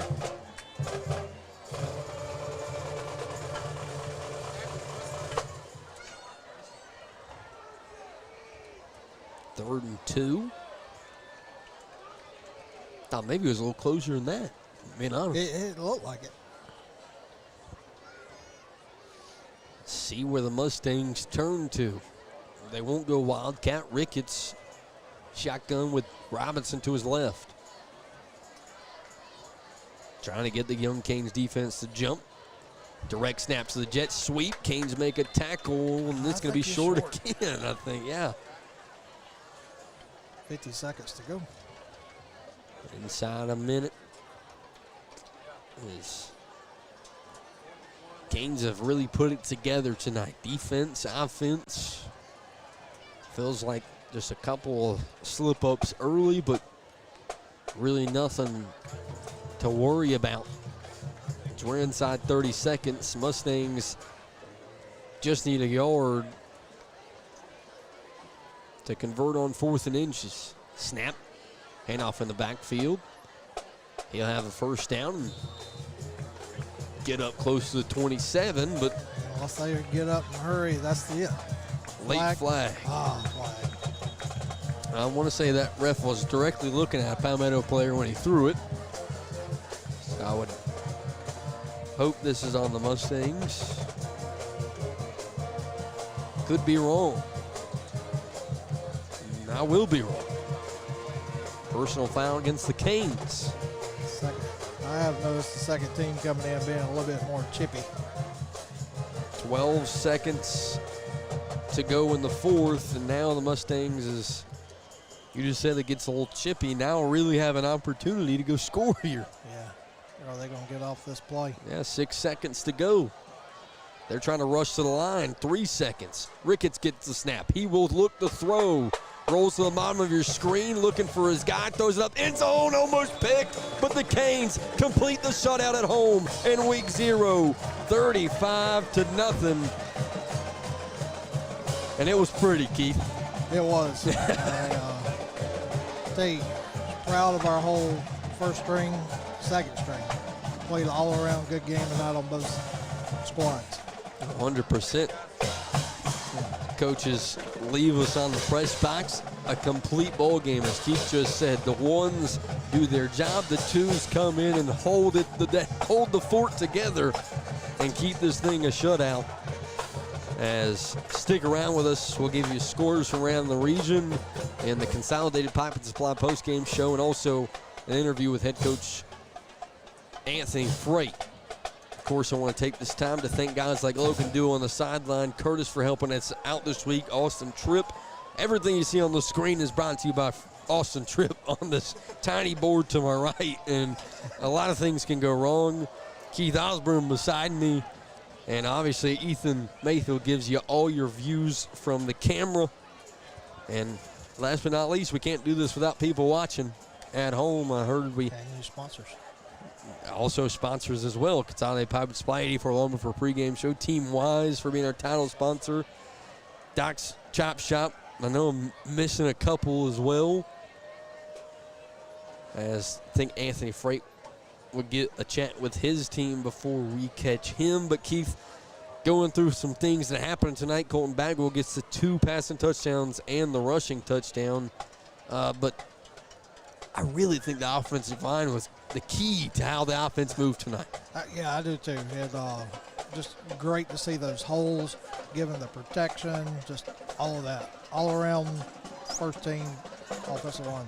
And defensively, if I'm going to focus on 2 guys, Tyler Morgan and Noah Ramey stand on a side from each other at safety, and they kind of look unstoppable here early. Yeah, they broke up passes, stopped anything from the long runs. Get my words out here. It's been a while since I had to come up with things right quick. You're good. As the Canes win 35-0, we'll give you a little break before we get to the coach's interview. And when we come back, of course, we'll have that, and I'll give you scores from around the region here on the Wren Broadcast Network.